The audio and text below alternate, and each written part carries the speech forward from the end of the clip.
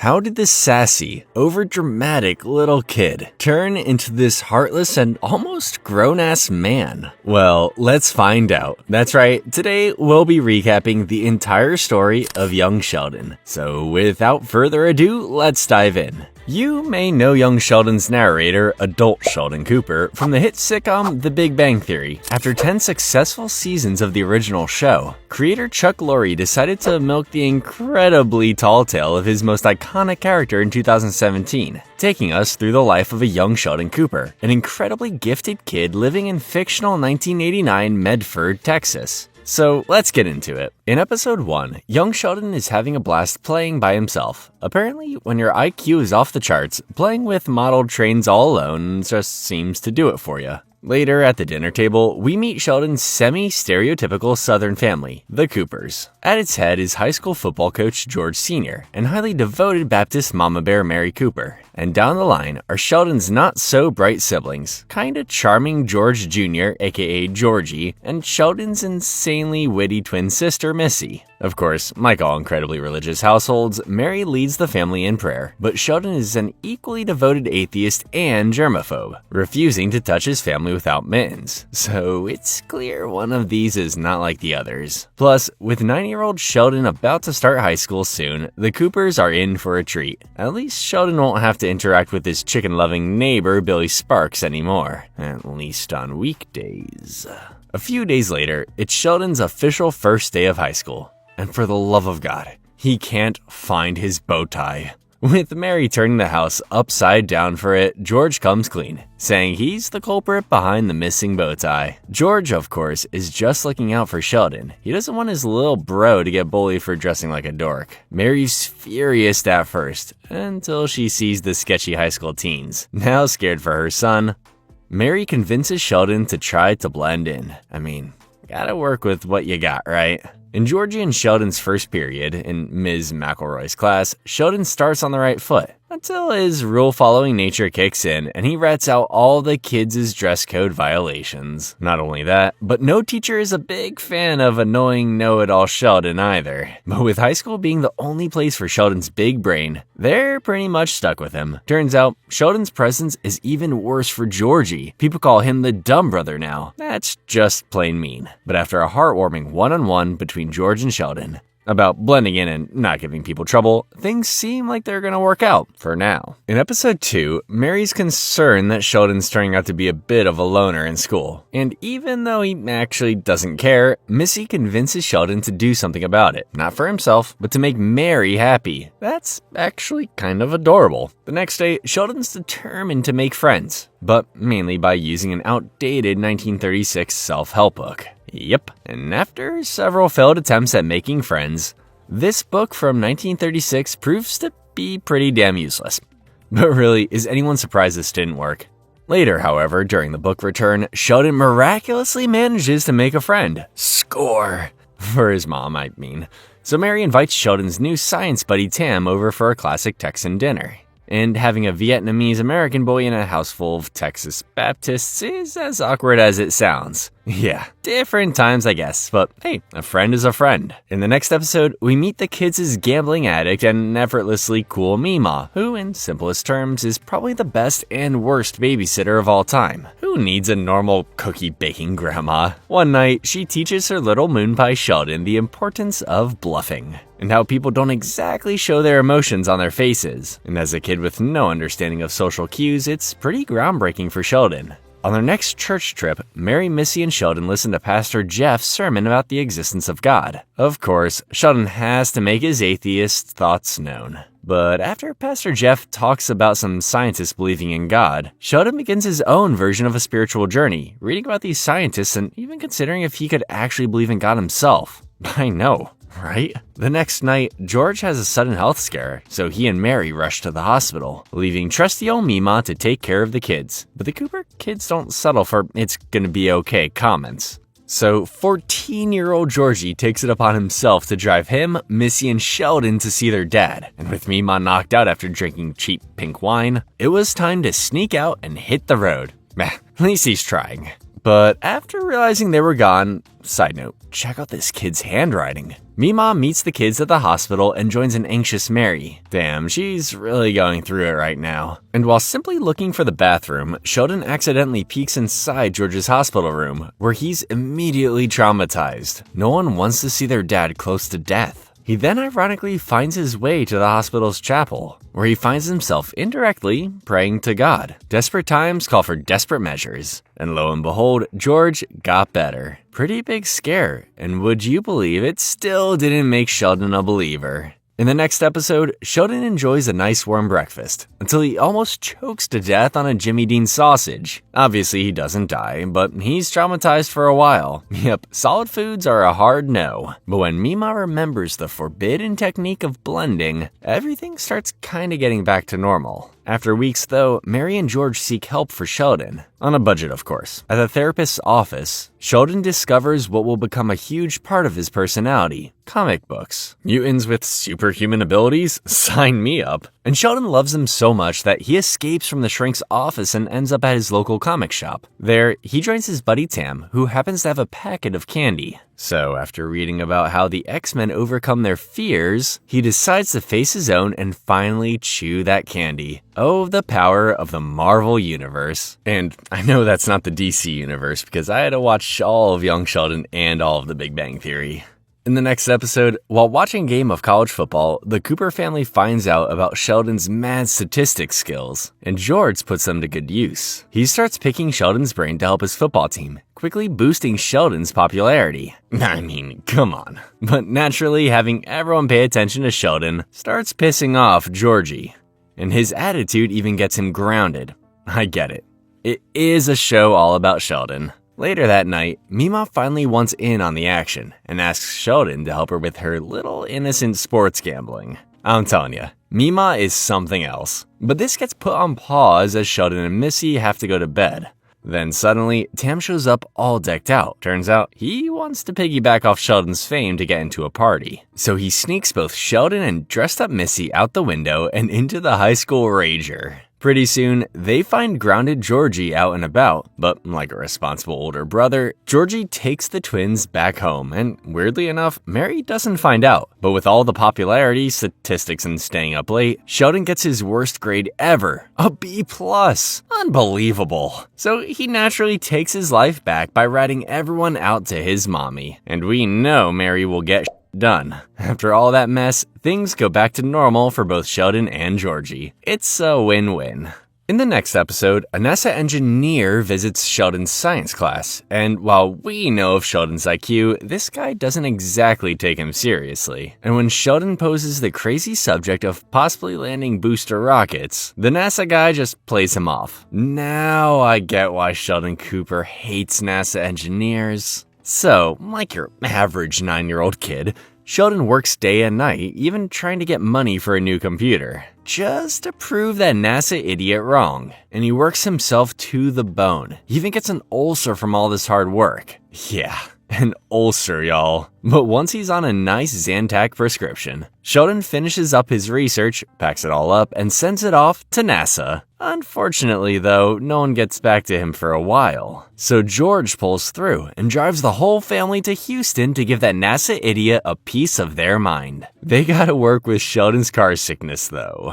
I mean, Sheldon didn't get an ulcer for nothing. While at the Space Center, Sheldon finally shows off his work, and what do you know? It's actually possible. But, of course, the technology in 1989 isn't advanced enough yet. Oh well, at least in the future, Elon Musk happens to find Sheldon's work pretty useful. Who would have thought? In the next episode, it's all about barbecue. George desperately wants Mima's famous brisket recipe, but Mima does everything in her power to not only make his life a living hell, but to make sure George gets everything but the real recipe.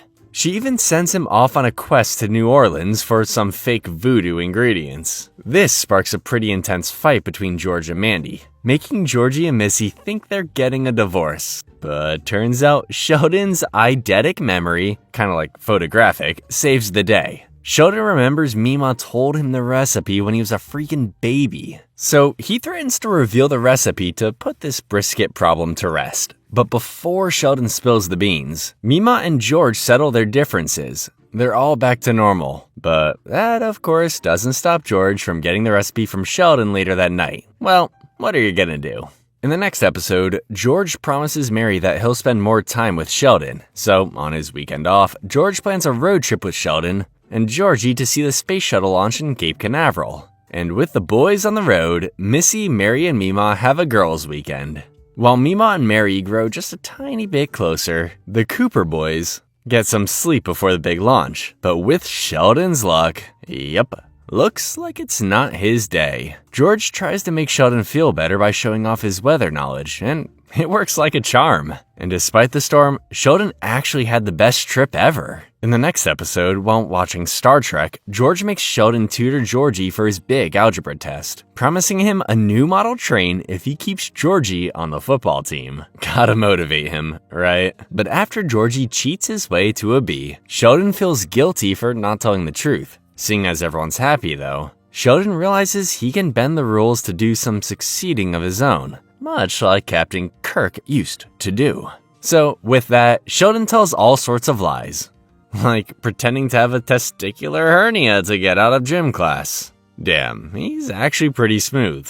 But after his parents and Mima get word of his lying, his plans fail. So he's forced to make it up to people, but hey, it was fun while it lasted. In the next episode, high school's not turning out to be enough for Sheldon, as he can practically teach the class. Luckily, Mary and George hear about Sheldon possibly getting a full ride to a fancy schmancy private school instead. No more public education! But the catch is, Sheldon's gonna have to live with another family during the week, especially since it's 3 hours away. Mary, George, and Mima are not exactly fans of this idea, but since it's a good opportunity, they hold back tears and pack Sheldon's bags. But literally hours after dropping Sheldon off, Mary's just not feeling it anymore. I mean, that family he's with could be full of psychos for all we know. Funny enough, Sheldon too is feeling a little homesick, and after missing Sheldon a little too much, George bites the bullet and makes the long drive to Dallas to pick him up. Thankfully, after not liking his host's hippie music taste, Sheldon couldn't wait to get out of there. Sucks for Sheldon's teachers, though.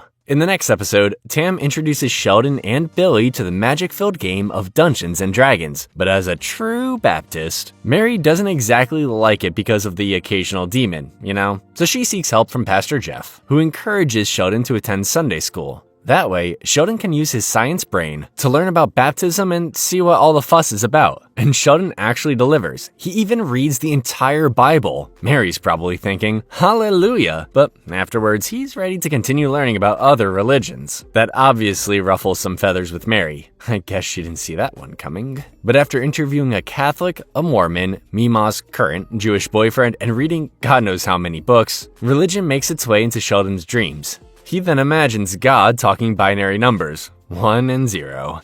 Think of it as a spiritual awakening of sorts. So, after such a cool-ass dream, Sheldon officially decides his preferred religion, which is mathology. His own invention, of course. But it doesn't seem to take off, unfortunately. In the next episode, while on a trip to his favorite store, Radio Shack, Sheldon falls in love with the latest computer model. Pretty snazzy for the time, let me tell ya. After mentioning the computer to Mima and George, Mary considers buying it, saying she can dig into her savings. This sparks yet another fight between George and Mary. Apparently, George wasn't aware of Mary's hidden stash. So after a long fight about finances, Mary packs up Missy and Sheldon and takes off to Mima's across the street. Meanwhile, Georgie decides to stay at home with George, but it's clearly not going so well as they suck at cooking. Later that week, Mary pulls the trigger and gets Sheldon the snazzy computer.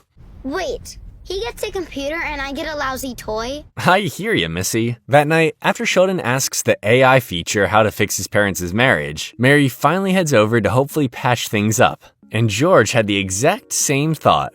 So, no more living at Mima's. At least everyone's getting a kick out of the new home computer. In the next episode, it's flu season, Sheldon's worst nightmare. So after Ms. McElroy sneezes during class, Sheldon quickly rushes out the door, which leads him to detention. And after Mr. Givens sneezes during detention, Sheldon pieces out again, earning him a week's suspension. But of course, this only gave Sheldon more free time to kick his germaphobness into high gear, even making the garage into a safety zone. Mary almost loses it with this kid, but Mima stays cool, convincing Sheldon that Texans are just too strong to be afraid of germs. Thankfully, that does the trick, but Sheldon ends up catching the flu anyway.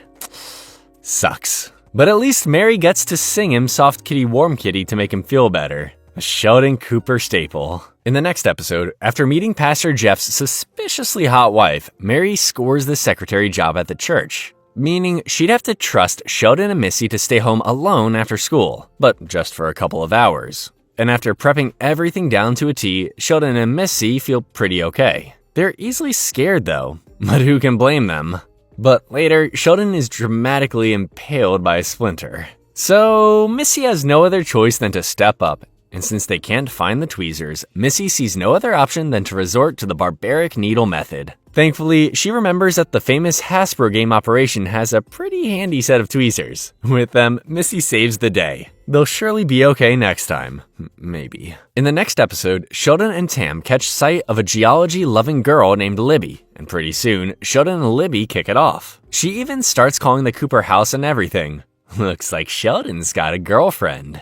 Libby teaches Sheldon all the cool rocks geology has to offer. Don't come after me, okay? I don't know about geology. Libby even invites Sheldon and Tam to see a movie at Houston's Science Museum and see the geology exhibit. Mary is hesitant to let Sheldon go, but after Sheldon angrily cleans the hell out of the house, Mary agrees to let him go, as long as she can meet this girl. But while Mary interviews Libby, Sheldon learns that Libby just sees him as a kid rather than an equal. Oof.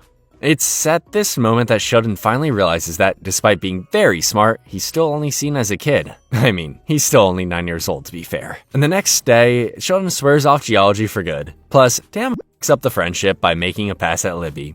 Oh well. In the next episode, Sheldon, with his groundbreaking solution to killer asteroids, loses the science fair to a run-of-the-mill frizzy hair machine. I know! A crazy turn of events. This turns Sheldon into a bit of a rebel, thinking no one cares for real science. Fair. So after visiting a shrink, Sheldon decides to explore the complete opposite career, acting. Yep, I couldn't believe it myself. But turns out, he's actually really good at acting. He even makes the lead in the school's production of the award-winning musical, drumroll please, Annie.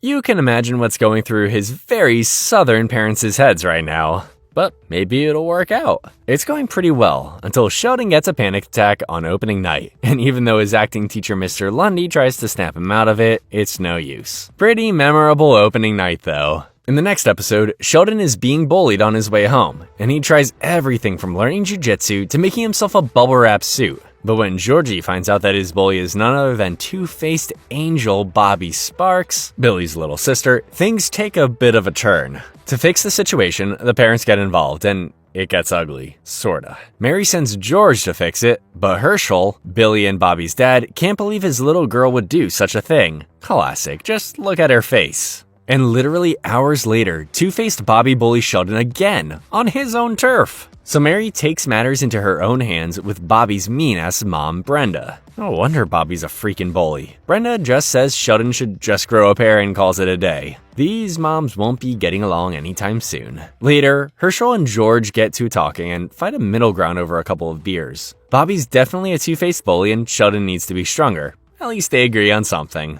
In the next episode, Mary goes ballistic over Sheldon's comic books, especially after seeing Dr. Manhattan's blue ass. So, like all overprotective mothers, she officially bans comic books from her home. This obviously doesn't go well with Sheldon, as he demands to be treated like an adult. So Mary teaches him a lesson by actually letting Sheldon be a quote-unquote adult. He pulls through, doing everything from making his own dinner to tucking himself in. He's resourceful, I'll give him that. Sheldon even looks into applying to college out of spite. But later, while working to pay for his college applications, a massive tornado hits Medford. And a storm like that calms everyone down, finally putting Mary and Sheldon's fight to rest. At least they all make it out okay. In the next episode, Sheldon's kinda over the whole high school thing, so he wants to try out college. Turns out he's pen pals with a professor out in East Texas Tech and is invited to audit his theoretical physics class. It's up to Mima to take Sheldon to that class. On Sheldon's first day, Mima ends up meeting this famous Sheldon-like professor, Dr. Sturgis, who falls for Mima pretty damn quick. After class, Dr. Sturgis even shoots his shot and asks Mima on a date. Sheldon quickly gives them his blessing, but Mima is a little hesitant at first. Right before the date, Sheldon gives Dr. Sturgis some tips to win over Mima. Sheldon's really playing matchmaker here. And despite being a little odd and not knowing how to drive, it kinda works. It seems like Mima is starting to fall for the bicycle riding Dr. Sturgis. He even gets Mima a purple bicycle of her own. Damn! Dr. Sturgis got game. In the next episode, Sheldon comes face to face with one of his many phobias, dogs. Apparently, the Sparks are pet-sitting a dog, but it always finds its way into the Coopers' residence. That night, the dog even manages to get inside the house. And the fight between Mary and Brenda continues as Mary complains about the dead squirrel in her living room. Well, kinda dead. But this time, Mima butts in, trying to find a middle ground. She talks to Brenda about Mary always being stressed with a special kid like Sheldon, and how Brenda can relate since she's got Billy. Not the best move for Mima, but I'd say Mima won the fight. And to not put Mima through another fight, Sheldon tries to beat his phobia head on. Later, after the kids misbehave at Sunday school, Pastor Jeff calms everyone down and kind of forces Mary, Mima, and Brenda to apologize. For the sake of the kids, of course. But this rivalry looks like it's far from over. And side note, Sheldon doesn't exactly beat his phobia, but at least he tried. In the next episode, Sheldon invites Dr. Sturgis for dinner and desperately plays Cupid. He interferes in their possible relationship so much that even Mima tells him to take a hike.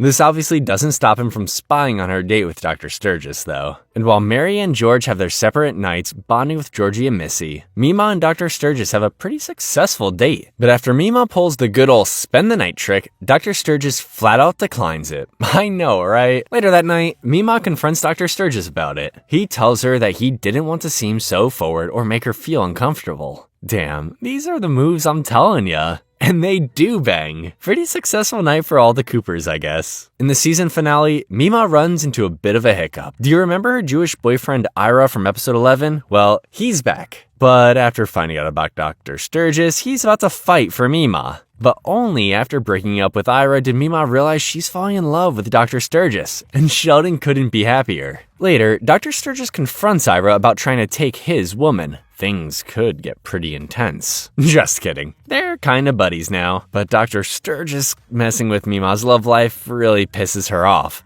Dr. Sturgis definitely crossed the line. This gives Sheldon a pretty bizarre but sometimes practical idea. Relationship agreements. And if you're a Big Bang Theory fan, finally, we know the lore. In the second season premiere, Sheldon hears a hell of a high-pitched noise coming from the fridge. And since he can't take it anymore, he decides to tear the entire fridge apart. And what's worse is that calling a professional to fix this mess will cost way too much, and George is pissed. Oh, this just went too far. George even looks Sheldon straight in the eye, tells him he's disappointed and that Sheldon will pay him back every last cent. Yep, pretty heated. Later, Sheldon decides to take on the paperboy gig to come up with enough money. And it proves to be a lot harder than it sounds. Every day, Sheldon wakes up at 5 and has to deliver the papers, rain or shine. And he does it for a while, long enough to make him a tired jerk to his family. George then sees that Sheldon has finally learned his lesson. Money doesn't grow on freaking trees. So George empathizes with him, teaching Sheldon that anger shouldn't be taken out on his family. So they make up. It's a happy ending after all, especially after Sheldon delegates his paperboy duties to Billy.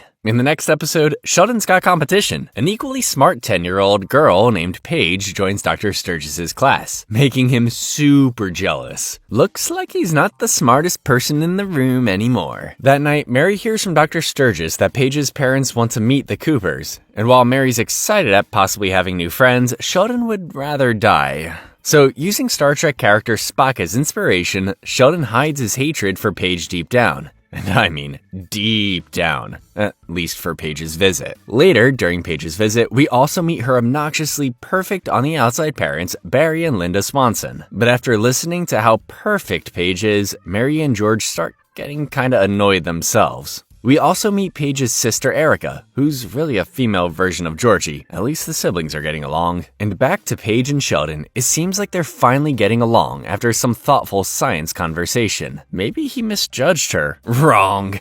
After she beats Sheldon at chess, his jealousy can't be bottled up anymore. In the next episode, Mary has an existential crisis. After a young girl passes away in a car accident, Mary tries not to lose all hope, but her faith eventually goes to She even stops praying before dinner. But afterward, Sheldon surprisingly says something pretty damn thoughtful. If there even is a God, Sheldon's glad he put Mary and him together. And after this, it all goes back to normal. Damn, this episode got to me a little bit. In the next episode, it's tax season, which means Sheldon is getting the Coopers a hell of a refund. But as Sheldon digs into George's checks, Sheldon finds one missing. George assures him it's nothing, just some money he lent to a friend. He makes Sheldon keep it a secret from Mary, but since the kid can't lie, Sheldon goes crazy and a little constipated, avoiding his mom at all costs. George then heads over to Mima, and it's revealed that she's the one who borrowed the money. George tries reasoning with her to come clean, but Mima blackmails him to shut him up. But Sheldon is going through with it.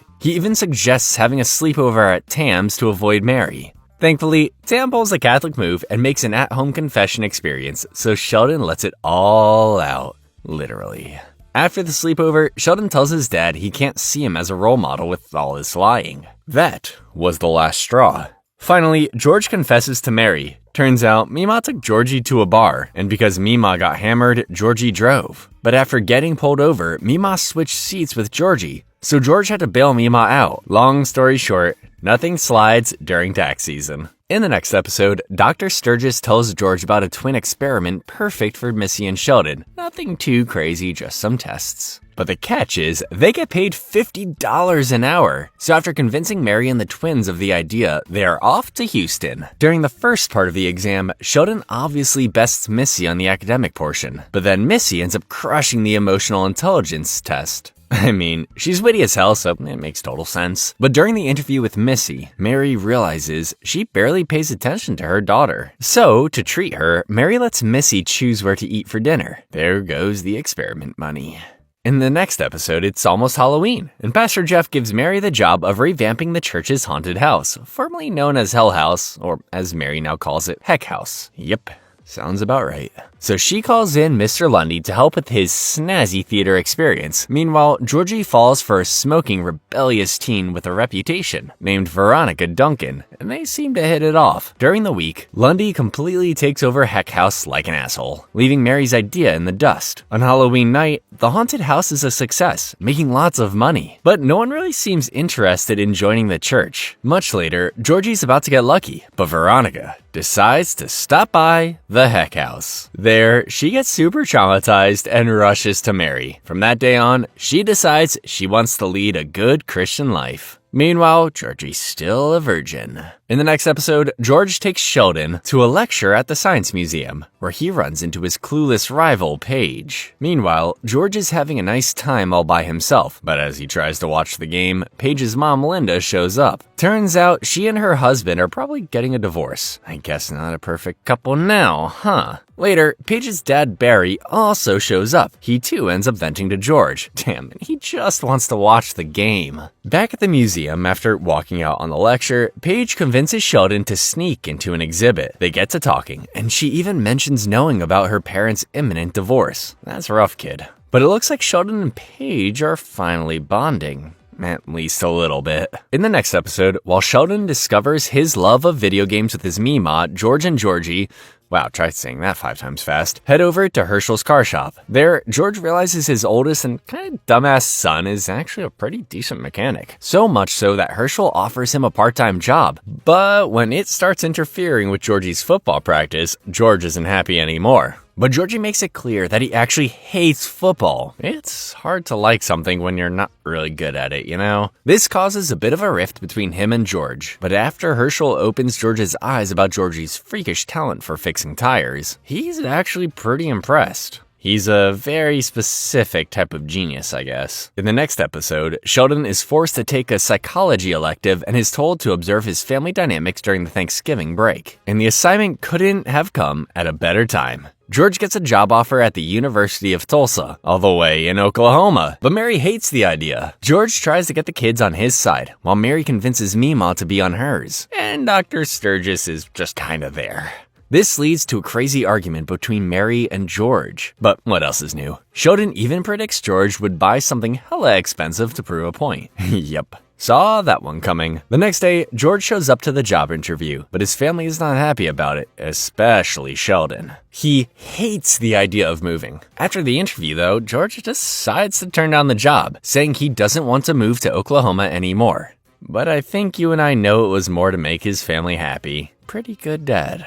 In the next episode, Sheldon and Missy run into Paige, and the girls instantly become friends. Missy invites Paige over for a sleepover, but when Sheldon complains about them being immature, Paige tells him about a study that proved kids who skipped over their childhood are more likely to become A-class weirdos. So to fix this, Sheldon finally takes on being a child. Later, Sheldon finds toys and pranks that could help him out. If you know, you know. This makes him pretty annoying, but oh well. In the next episode, as Sheldon takes on the challenge of making Missy smarter, Veronica makes a return and joins Mary's Bible study. Horn dog Georgie, on the other hand, takes advantage and pretends to be a devout Christian to impress her. And Mary smells his nonsense from a mile away. Later, after countless tries, Sheldon does the unthinkable to make Missy learn. He threatens Missy's favorite Cabbage Patch doll. Meanwhile, Georgie takes his Christian thing way too far and gets baptized with Veronica. In other words, the Cooper boys really royally f*** up. Sheldon ruins the doll's hair and Georgie, well, kisses Veronica in the middle of the baptism. Holy that took guts. But they both get what they deserve. A matching set of black eyes. In the next episode, Sheldon gets a pretty serious tummy ache. Yes, that's a medical term. And because Sheldon's over-dramatic fear of diseases, no one believes it's anything more than gas. But that night, it turns into a whole medical emergency as he needs his gallbladder removed. Damn, I bet everyone's feeling pretty guilty right about now. Thankfully, Sheldon's surgery went okay, but he drives the entire hospital crazy. That's to be expected. When Sheldon gets a roommate with a hole in his heart, though, Sheldon actually becomes a nice person, but only for a little while, obviously, and after everything, the Coopers realize they really missed Sheldon. Well, who would have thought? In the next episode, Georgie patches things up with Veronica, but the poor guy gets friend-zoned. Damn. That's gotta hurt. And at Mima's place, Dr. Sturgis invites her to a party full of scientists. Mima doesn't really want to go since she'll be the only quote-unquote normal person there, but Dr. Sturgis convinces her it'll be okay. Later, Georgie writes Veronica an actual, meaningful love letter. And it's got some heart, let me tell ya. The kid fell hard. But when Georgie works up the courage to give it to her, an asshole jock not only steals it, but reads it to the entire school. Oof. It's officially the end of the world for him. Later that night, Mima tries to blend into the smart people party. She even pulls some Sheldon factoids from out of nowhere. I guess she was actually listening. But when a smart-ass colleague, Dr. Linkletter, tries to pull the moves on Mima, Dr. Sturgis comes to the rescue. Something tells me we're gonna see this scumbag again. In the next episode, we meet Tommy Clarkson, a much taller bully who's threatening Georgie after he flirted with his girlfriend. But when Tommy meets Sheldon, he actually gets a liking for the little guy. And at Missy's school, it's picture day. But after Missy shows up with a crap ton of makeup, her teachers call up Mary. This can't be good. Meanwhile, Tommy kind of becomes friends with Sheldon, so Sheldon becomes untouchable at school. Even Georgie can't mess with him. Especially when it comes to TV privileges. Damn, Sheldon's got them eating out of the palm of his hand. Later, after Missy wishes she had a different mom, Mary tells her to stay with Mima for the night. This leads to Mima to reveal something very important about Mary. Turns out, Mary was a pretty big rebel back in the day herself. But after Missy got sick as a newborn, Mary promised God she'd be fully devoted to him if Missy got better. Now I get it. That afternoon, with his new confidence, Sheldon stands up to a pretty damn big bully. I mean, look how tall this kid is. But by doing this, he accidentally gets Tommy involved in a fight with this new guy. Yikes. Looks like there's no way out for Tommy. Sheldon then feels awful about this whole thing and finally decides to help. So, during the fight, Sheldon bites the bullet and slingshots a rock into the bully's forehead. Gosh darn, pretty brave, huh? But unfortunately, the bully gets revenge by locking poor Sheldon inside a locker. Oh well.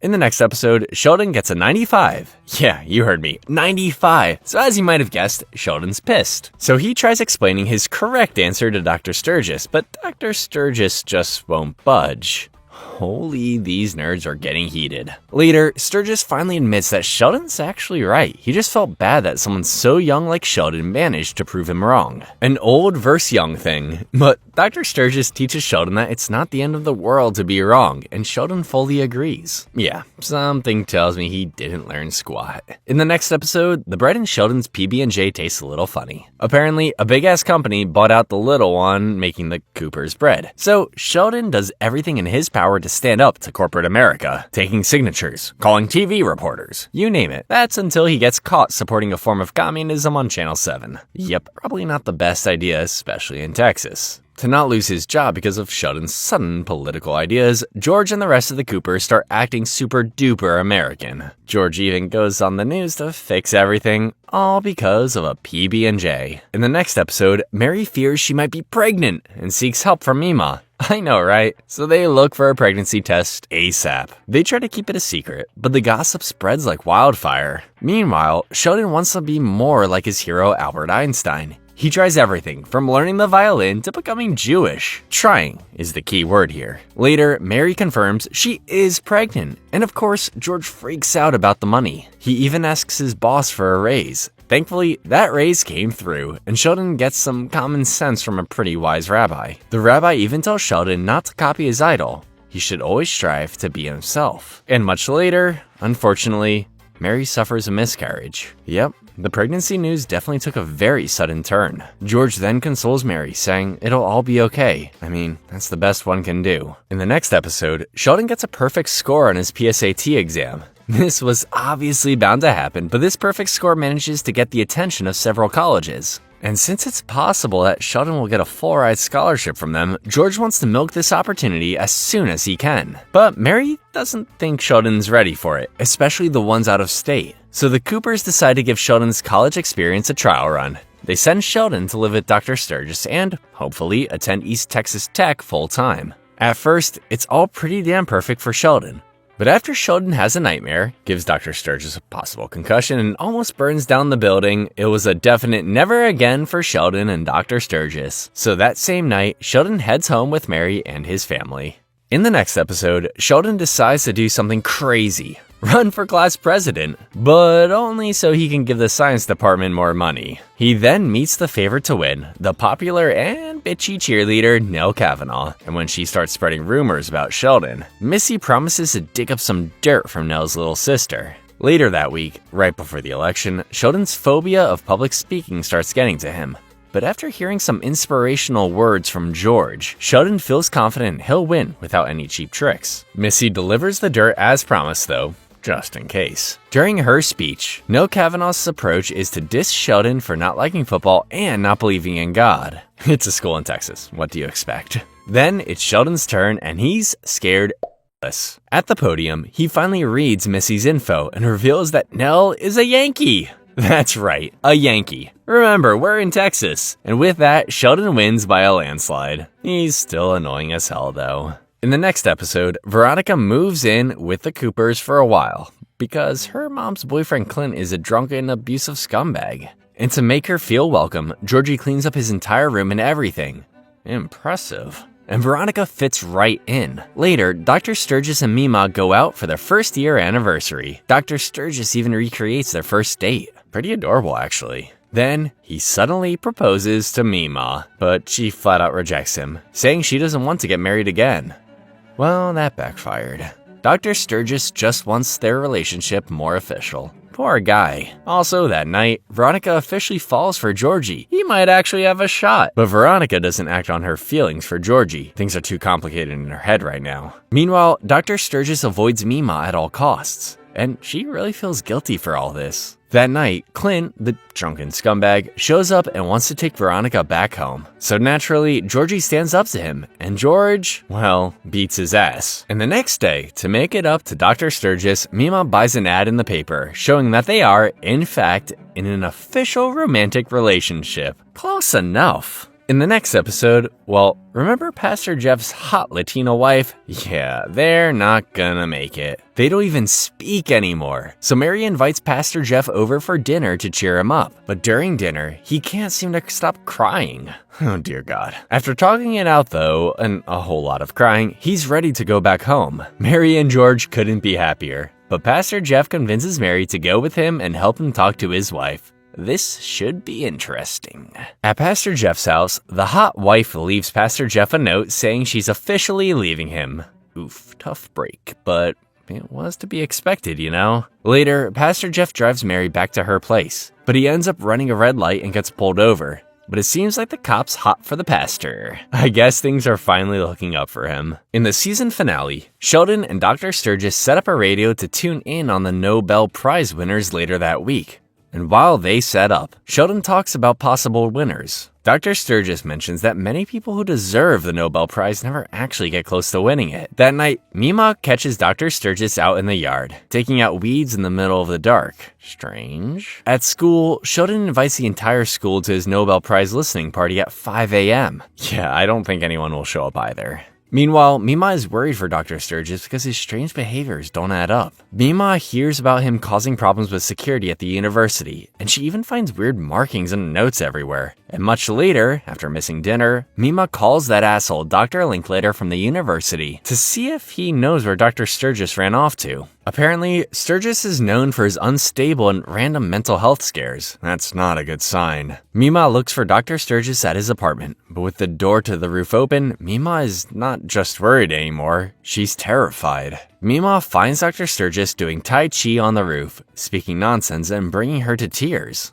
Damn, he's really far gone. The next day, very close to 5 a.m., Sheldon sadly realizes everyone's a no-show to his party. He bawls his little eyes out, realizing he's really got no one. But we then get to see where his future friends are at that very moment. Things will certainly get better for Sheldon one day. In the third season premiere, Dr. Sturgis is officially in a mental institution, and everyone knows except the Cooper kids, including Sheldon. After what happened, Mary is really worried Sheldon's going to turn out exactly like Dr. Sturgis, so she gets a mental health book to learn about this kind of stuff. But when she starts asking Sheldon some questions, he thinks Mary is the one with hidden mental problems. Oh boy. After Mary comes clean about her worries regarding Sheldon's mental health, still not talking about Dr. Sturgis by the way, Sheldon gets all offended and starts acting like a little brat. So at the shrink's office, Mary decides to tell Sheldon the truth. She reveals Dr. Sturgis' mental state and how much he and Sheldon have in common, making her worry Sheldon will end up like Dr. Sturgis. Sheldon then feels bad for making her worry. They finally patch things up and have a heartwarming moment. In the next episode, since Dr. Sturgis' college class is no longer a thing, Sheldon starts skipping his regular classes to teach himself everything that fits inside his hidden little broom closet. But after Sheldon gets caught by George, Mima suggests that Sheldon take Dr. Linklater's physics class instead. And as a favor to his crush, Mima, Dr. Linklater couldn't agree to teach Sheldon fast enough. The old man really doesn't know what he's in for. Later, during Dr. Linklater's class, Sheldon can't stop contradicting him. What else is new? But at least Sheldon's getting something out of it. Maybe. In the next episode, Dr. Linklater is still going after Mima, so he invites her and Sheldon to dinner and a lecture. Sheldon's clueless about Linklater just using him to get to Mima. But when Mima refuses to take him to the lecture, Sheldon acts like a little brat and calls Mima selfish. Mima's wanted me on the bottom! I don't know how he didn't earn that earlier. Later, after also back-talking to George and Mandy, Sheldon gets grounded. But he sneaks out, leaving his location in Morse code. Because of course he does. Sheldon then takes a bus to visit Dr. Sturgis. There, he yaps to a grumpy old lady about the whole thing, and that Dr. Sturgis is the only one who gets him. But after the old lady tells Sheldon that he was the only one who was selfish, Sheldon finally feels a little guilty. For once. In the next episode, Sheldon goes crazy over a complicated science problem. But after almost chewing his entire hand off, Mary and Mima encourage him to take a break. And after trying everything from aerobics to even Mima's bingo night, Sheldon settles on the complete opposite of science books: fantasy novels. The Lord of the Rings, to be exact. Meanwhile, Missy wants to learn baseball for a boy, but she really wants to start enjoying the game. Unfortunately, The Lord of the Rings also screws Sheldon's brain with all those weird timelines. And after an even weirder nightmare, Sheldon realizes the stress of physics is way better than stressing over J.R.R. Tolkien's strange decisions. Now, I can't speak for physics, but as a Lord of the Rings fan, I get it.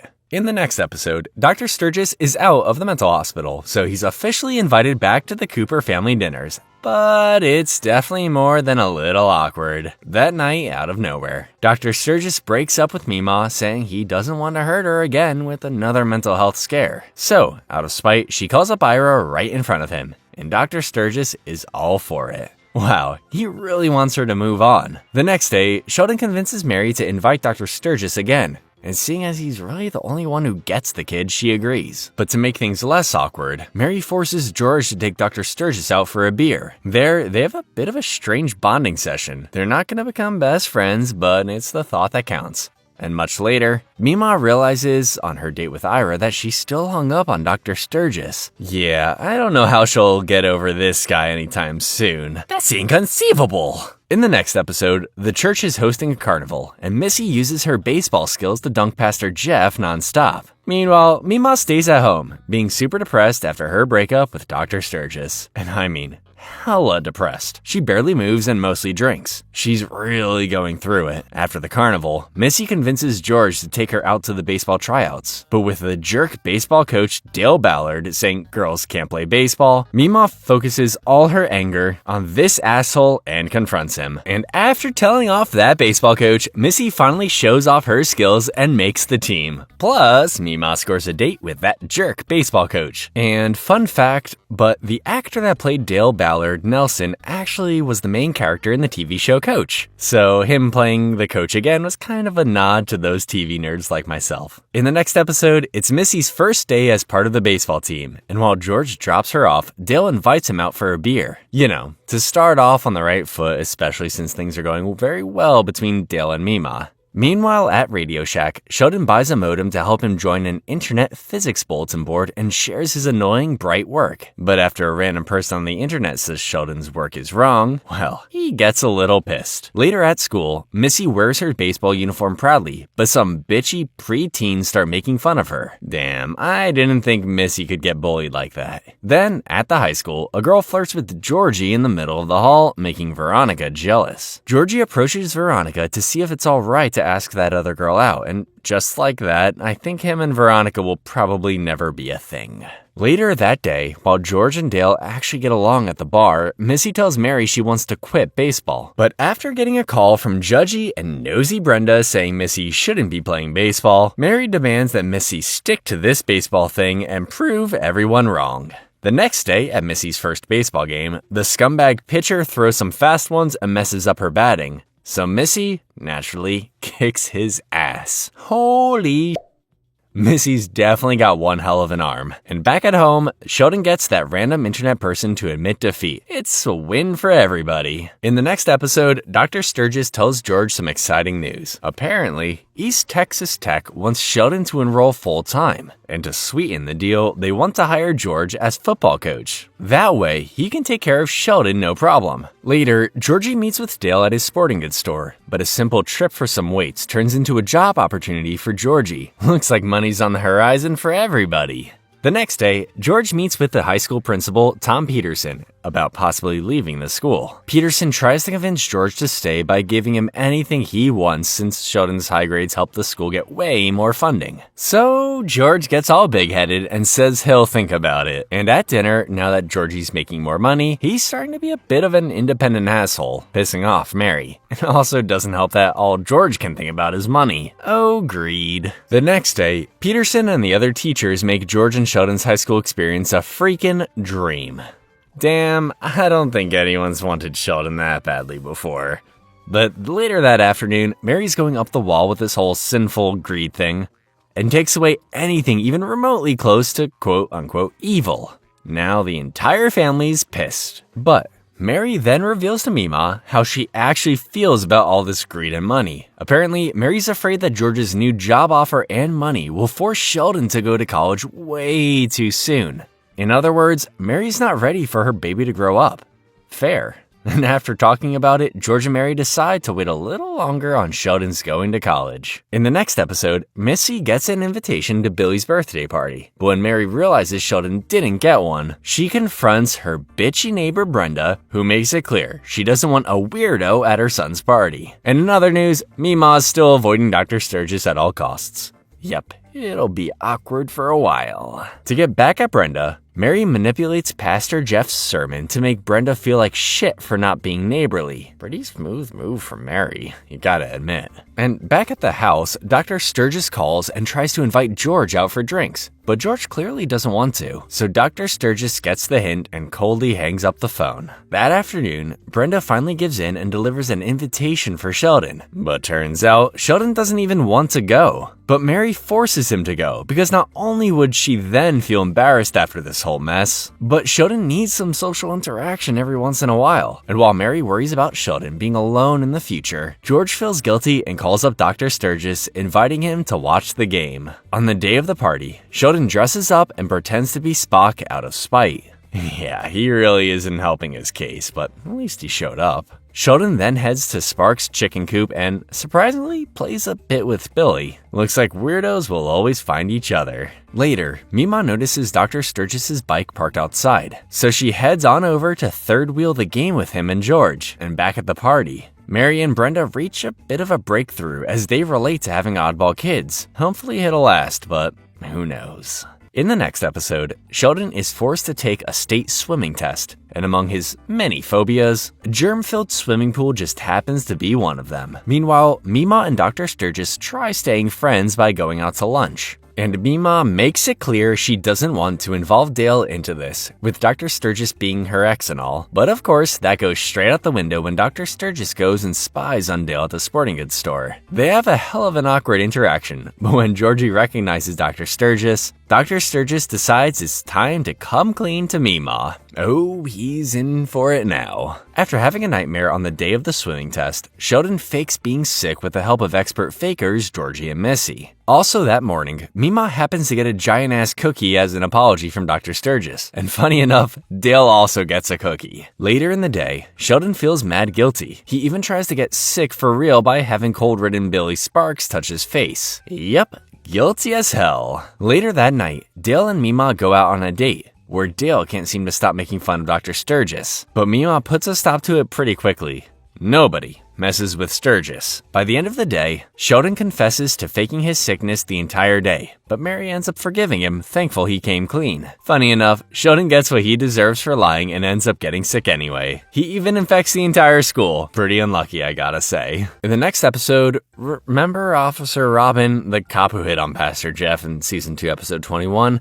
Yeah, well, they've been dating for a while, and they're very horny. So the next step is to put a ring on it. You know what I meant. So they ask Mary to help with the wedding planning. To focus on that, Mary asks George to take care of the kids for a bit. It'll be the classic clueless dad sitcom trope. The next day, everything's going on in the Cooper household.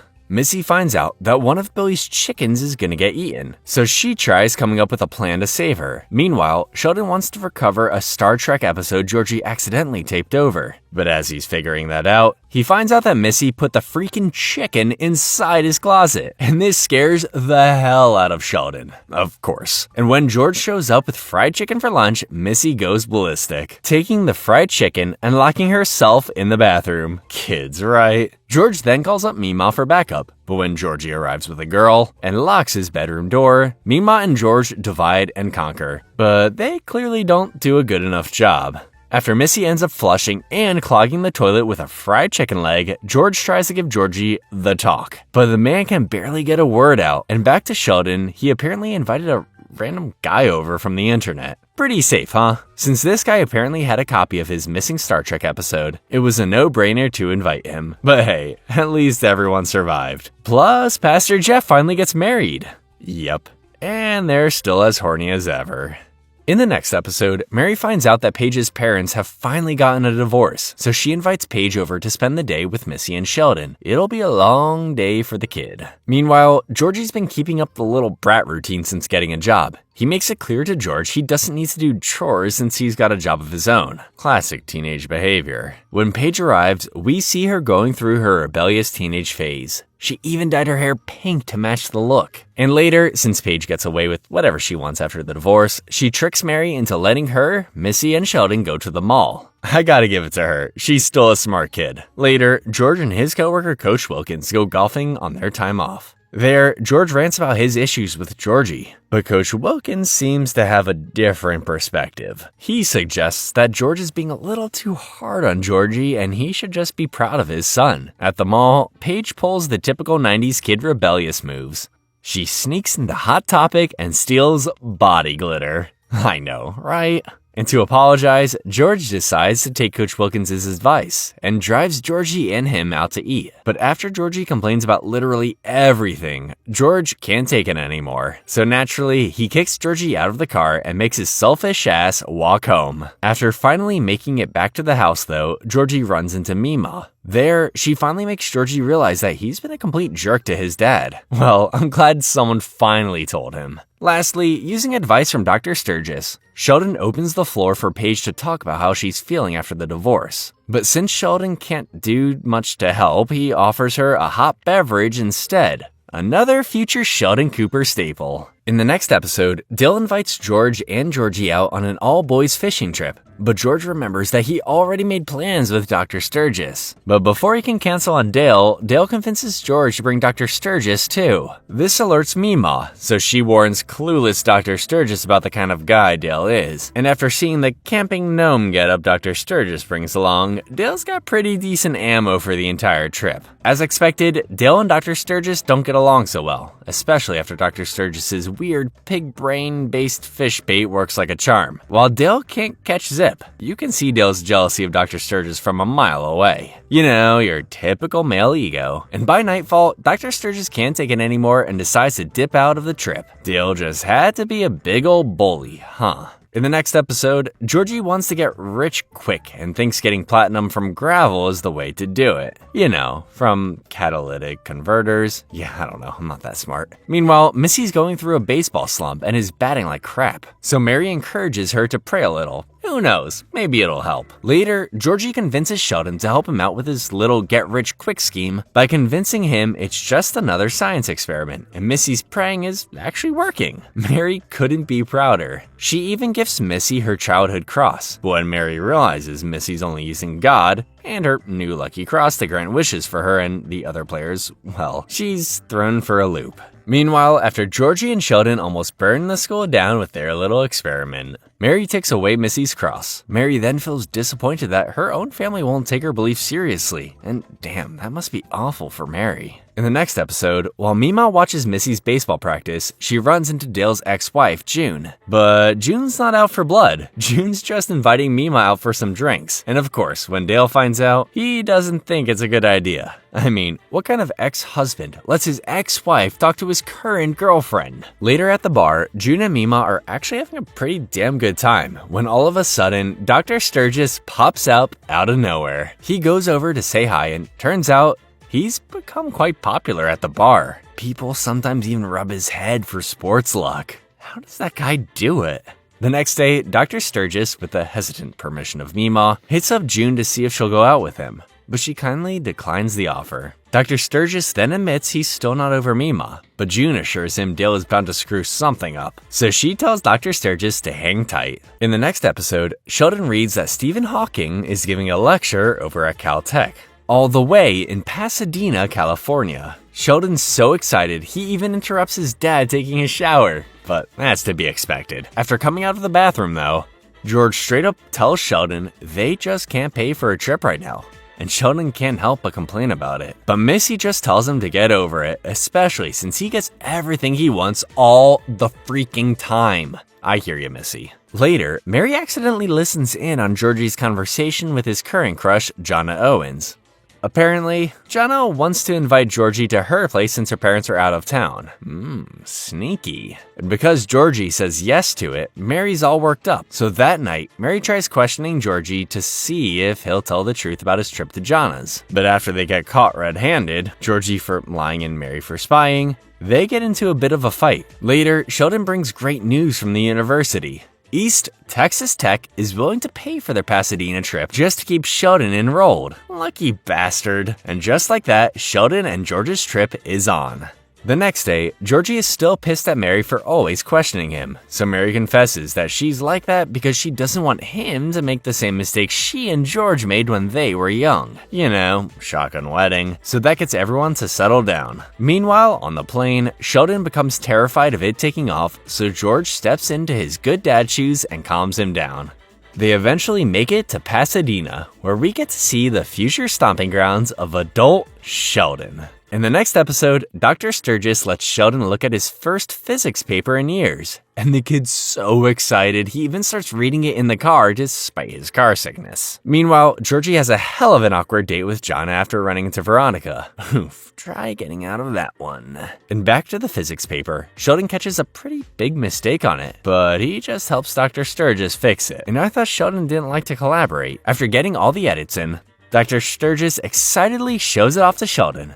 But after finding out Sheldon won't get any credit for it, Sheldon starts a plagiarism war with Dr. Sturgis. He even goes as far as tattling on him to Dr. Linkletter. And while Georgie's feelings for Veronica keep resurfacing, Sheldon's problems, on the other hand, are just beginning. After hearing about Sheldon's meeting with Dr. Linkletter, Dr. Sturgis calls Sheldon, and he's pissed. How could Sheldon accuse him of freaking plagiarism? And with this betrayal, Dr. Sturgis makes the tough choice and kicks Sheldon out of his physics class. Oh boy. In the next episode, Mary makes Sheldon take a break from college after his fight with Dr. Sturgis, saying he's too immature for it.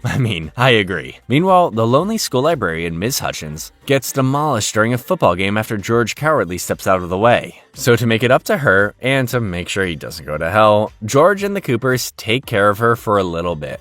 While Miss Hutchins stays over, Georgie stays over at Mima's and mentions having doubts about being with Jonna. Mima encourages him to play the field while he's not married, but dumbass Georgie says Dale gave him the exact same advice. This makes Mima doubt what kind of relationship she's in, especially after Georgie mentions that Dale still talks to June. Much later, as Mima becomes quote-unquote official with Dale, Georgie stupidly suggests an open relationship with Jonna. This just pisses her off, making her storm out of the truck out of spite. Hey, he may be stupid, but he's no asshole. And finally, funny enough, Ms. Hutchins makes Sheldon realize he should just apologize to Dr. Sturgis for being such a jerk. But Mary still doesn't change her mind about college, at least for now. In the next episode, the house next door to the Coopers is getting sold, and Sheldon freaks out about possibly getting a new neighbor. So Sheldon checks out the open house and finds failed actor Mr. Lundy as the real estate agent. Turns out, Sheldon's odd and intrusive questions start driving away the majority of buyers, so Lundy agrees to sell the house to someone Sheldon approves of.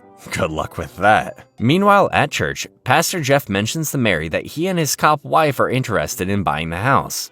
But Mary doesn't want to live next to her boss. She's not crazy. And even though she doesn't flat out say it, Pastor Jeff gets the memo and gets a little butthurt. But later, Mary comes to her senses and encourages them to apply. And Pastor Jeff and Officer Robin end up getting the house. Plus, they're expecting a baby. Sheldon's worst nightmare. In the next episode, Mima and Dale plan to go on a bit of a romantic trip to Louisiana over the weekend. So Dale pulls the trigger and leaves Georgie in charge of the store. And he actually does a pretty good job on his own. Georgie is turning out to be a pretty damn good salesman. Unfortunately, while Georgie is distracted by a customer, the store gets robbed of more than $400. And in the 90s, trust me, that's a lot of money. And to make matters worse, Dale is having such a good time with Mima, he jumps the gun and proposes to Mima out of nowhere. She immediately declines the offer. Damn, Mima's turning them and burning them. Back in Texas, Georgie decides to make things right by giving Dale his entire life savings. But after getting rejected, Dale doesn't give a shit about Georgie making up for his dumb mistake, and he fires Georgie on the spot.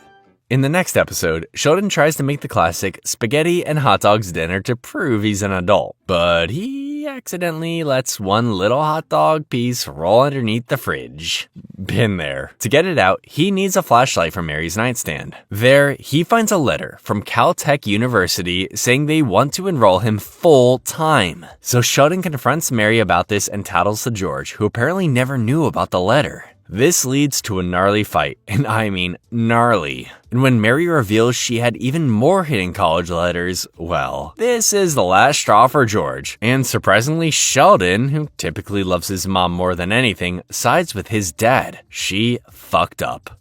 Sheldon and George then plan to get Mary on board by making a persuasive and legit documentary, saying how it's a good idea for Sheldon to go to college despite being 11. And in the documentary, Sheldon gives in to the whole too young for out-of-state college thing and suggests being full-time at East Texas Tech instead. It's a win for everyone. All his teachers and even Dr. Sturgis assure Mary that Sheldon will be in good hands. And with that, Sheldon's approved to go to college. All that thanks to the little hot dog. In the season 4 premiere, Mary, George, and Sheldon are officially told that Sheldon's got all the credits to graduate, and because he's graduating early, that means he's valedictorian.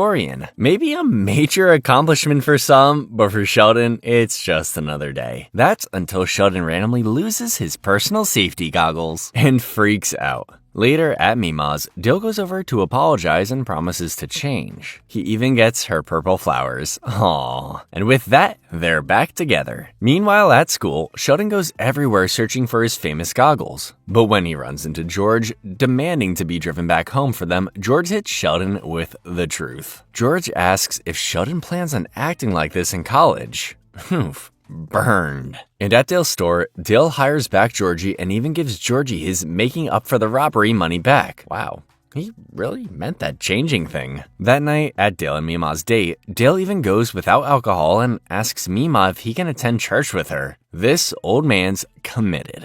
The next day, Channel 7 News wants to do a story on Sheldon, being the youngest valedictorian and all. But mid-interview, Sheldon breaks down, saying he's too young and terrified to go to college. Yikes, it's finally getting to him. That night, Missy drops some major wisdom on Sheldon about moving forward. Damn, and she's only graduating from elementary school. On graduation day, Sheldon dedicates his speech to Missy. Pretty sweet, not gonna lie. And after both twins have graduated, the Coopers party it up, ready for the next chapter in their life. In the next episode, Sheldon gets his dream job volunteering at the amazing train museum. Hey, whatever floats his boat. And while Missy and George drive over to her baseball game, Georgie heads off to work, leaving Mary to enjoy her childless day off. On the road, after stopping for a bathroom break, Missy discovers she's a woman now. You know what I mean. And of course, George freaks out. As he figures that out, back at the house, Mary is watching none other than the R-rated Patrick Swayze classic Roadhouse. And Georgie catches his pure Christian mother red-handed. Meanwhile, at the train museum, Sheldon's being a certified nuisance by over-explaining every little thing about trains. Yep, told ya. Meanwhile, after Georgie gets the needed feminine products for Missy, with the help of a woman of course, Sheldon gets fired from the train museum. It was bound to happen, who are we kidding? And even though Mima tries teaching him that over-explaining is annoying as hell, Sheldon doesn't get the message. Guess you can't get that out of him. Mary also bonds with Georgie over her guilty pleasure for R-rated action movies. It definitely makes her a lot more interesting if you ask me. But after George points out that Georgie has a bit of a resemblance to Patrick Swayze, well, that pretty much buries her guilty pleasure. In the next episode, Sheldon calculates how he's going to make it across campus once enrolled at East Texas Tech, and because sweating isn't an option, Sheldon takes on bike riding without training wheels, like a real adult. But when a Sparks chicken knocks him over, Sheldon gets a small fracture in his arm, so naturally, he needs constant help from his mommy. Yep, you heard right. But after having a freaky-ass dream and Missy hitting him with common sense, Sheldon realizes he doesn't need his mommy every time he's sick or hurt. So after finally coming to that realization and getting his crap together, Sheldon takes on bicycle training again, and he gets the hang of it pretty quickly. Of course, getting chased by a dog is pretty effective trial by fire. In the next episode, after Sheldon's summer stamp camp extravaganza falls through, Sheldon's forced to attend Bible camp. There, he meets up with still rebellious Paige, who, after going through her parents' divorce, is also not so excited about being there. Back at the Cooper house, Georgie pulls a pretty dumb move, and instead of getting a regular car, he buys a sus-as-hell motel on wheels. So, like a sane parent, George threatens to kick Georgie out of the house if he doesn't return it. But Georgie's kinda dumb,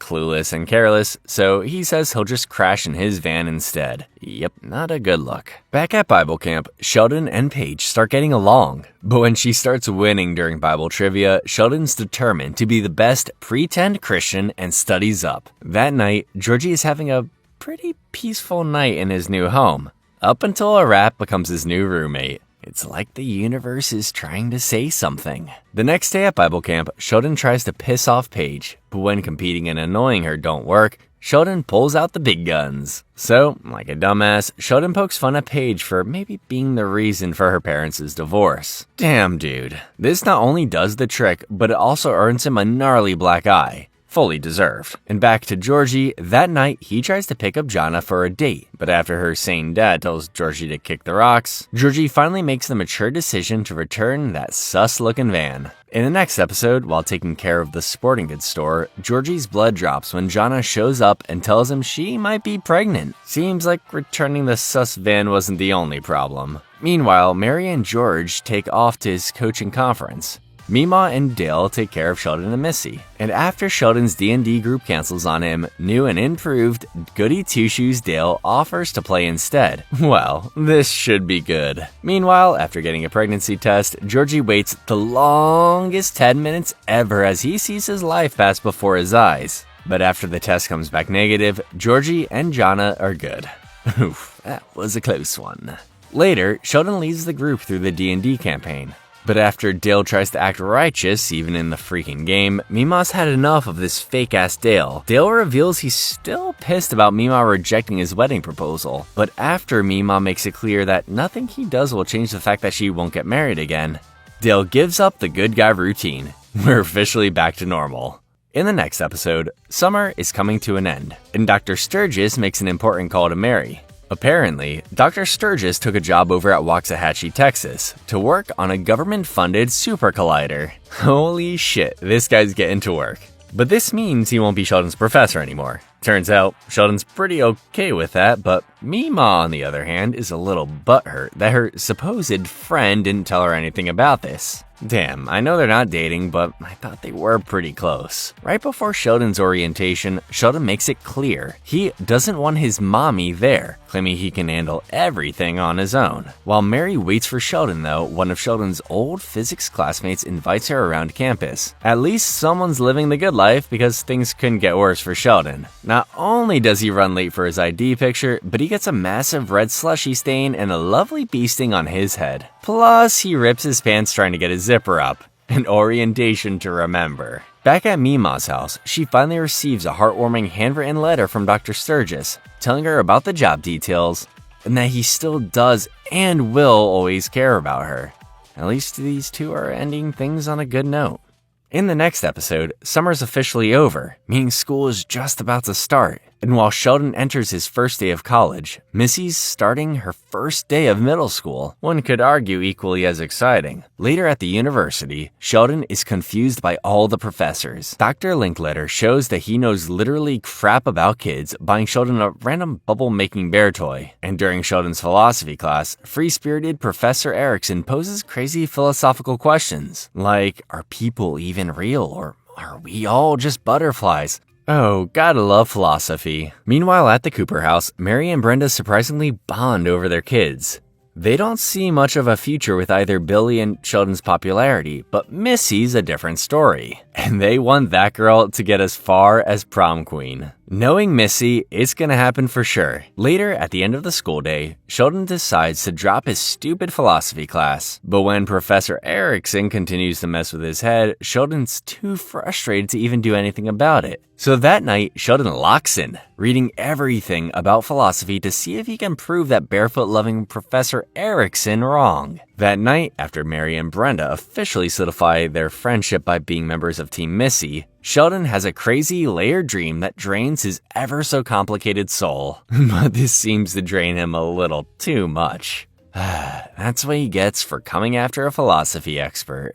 In the next episode, Sheldon's will to live is down in the dumps. Not even his parents or Dr. Sturgis can get him out of bed. That's until Meemaw uses Sheldon's biggest fear, chickens. Meemaw decides to visit this so-called philosophy professor. Meanwhile, at the high school, George confronts Georgie for skipping class because if this goes on, Georgie could lose his spot on the football team. But Georgie doesn't seem to give a rat's ass about football. Back at college, Dr. Linkletter has to deal with Sheldon's nonsensical existential crisis, and as Mima tries convincing Professor Erickson to talk Sheldon out of this whole mess, Dr. Linkletter also joins in to complain. But Professor Erickson does such a good job at getting Sheldon out of the slump, Sheldon decides to quit physics altogether and commit to philosophy. Crazy, huh? George and Georgie, on the other hand, get into a pretty big fight about what Georgie finds important, and we find out it's not football. Georgie even pulls the "at least I like my job" argument. Yeesh. George definitely took that to heart. The next day, Sheldon meets with Dr. Linkletter to officially withdraw from physics. Wow.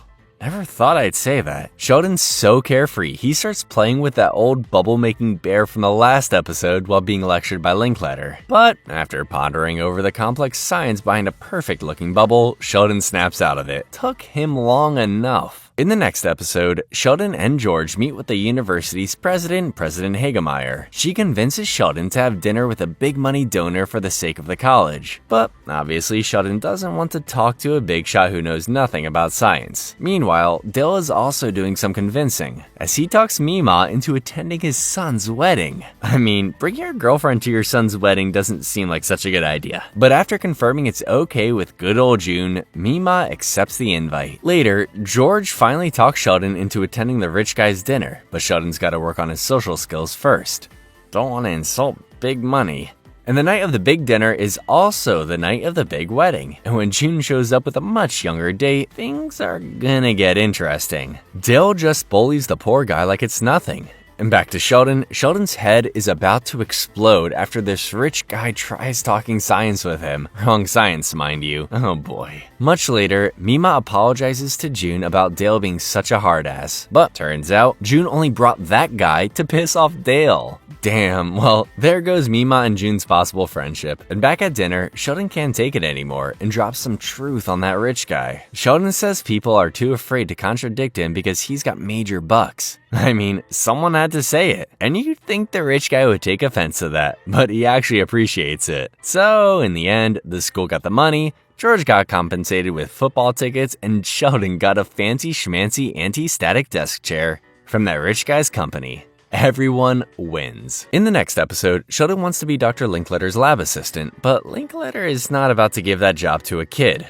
But of course, Sheldon doesn't give up that easily. He tries everything from peer pressure to bribery to even calling in the middle of the night. And all that hard work pays off. Sheldon gets the job. But after he realizes that being a lab assistant is kinda crappy work, he quits. But when George hears about Sheldon quitting, he makes Sheldon realize that being a man of his word is important. So after taking that to heart, Sheldon convinces Dr. Linkletter to take him back. And back at the lab, Sheldon does everything with a smile. And he does such a good job as a quiet lab assistant that he doesn't even tell Dr. Linkletter what's wrong with his equation. Well, he learns about that the hard way. In the next episode, it looks like Dr. Linkletter and the janitor are Sheldon's only friends. Damn, I miss Tam. But anyway, Dr. Linkletter wants nothing more than to spend more time alone. So Sheldon agrees to look for a club to join. The next day, Mima and June have patched things up and are on their way to Louisiana for some good old gambling and karaoke. The actress may be the queen of country, but damn, June is pitchy. Back at the university, Linkletter finally straight up tells Sheldon that he's only his teacher, not his friend. Jeez, that hurts. And since all the other clubs sucked, Mary gives Sheldon the idea of possibly starting one of his own. At the casino, June and Mima gamble their hearts out, but suddenly, June makes it awkward. She asks if Mima regrets not saying yes to Dale's marriage proposal, and it doesn't seem like Mima really knows how to answer that. And back to Sheldon, he finally tries to make his own club, and it's dedicated to none other than his favorite science show host, Professor Proton. Think of him like another Bill Nye, but no one really seems to care for this random-ass club. However, after a random guy desperately needs to read in Sheldon's club space, Sheldon allows it and decides to rename his group to the Read in Silence Club. A win is a win. In the next episode, Dr. Linkletter finally asks 11-year-old Sheldon to help out with his solar neutrino detector. And that morning, Mary also catches Brenda and Pastor Jeff sharing a friendly morning walk. I sense some jealousy here. Later that day, Mary tries talking Pastor Jeff into letting her join his morning walks with Brenda, but he clearly doesn't get the hint. At the lab, Linkletter and Sheldon try to solve a problem I can't even begin to fully understand. But after needing a net to make their experiment work, Linkletter begs Mima to help with her crochet skills. It's about time Mima got into science. And at dinner, Missy spills the tea on Brenda. Missy thinks Brenda is all buddy-buddy with Pastor Jeff because of possible problems with Billy. So Mary calls up Brenda to let her know she's available if Brenda needs anything. Yep, I think Brenda smelled that nosy call a mile away. That night, Mima's inspired to crochet like there's no tomorrow. She even imagines herself as a Nobel Prize winner. Later that day, Mary goes over to apologize to Brenda. And this time, she really means the whole "I'm here if you want to talk" thing. So Brenda opens up and reveals that her husband Herschel moved out. This is some serious gossip.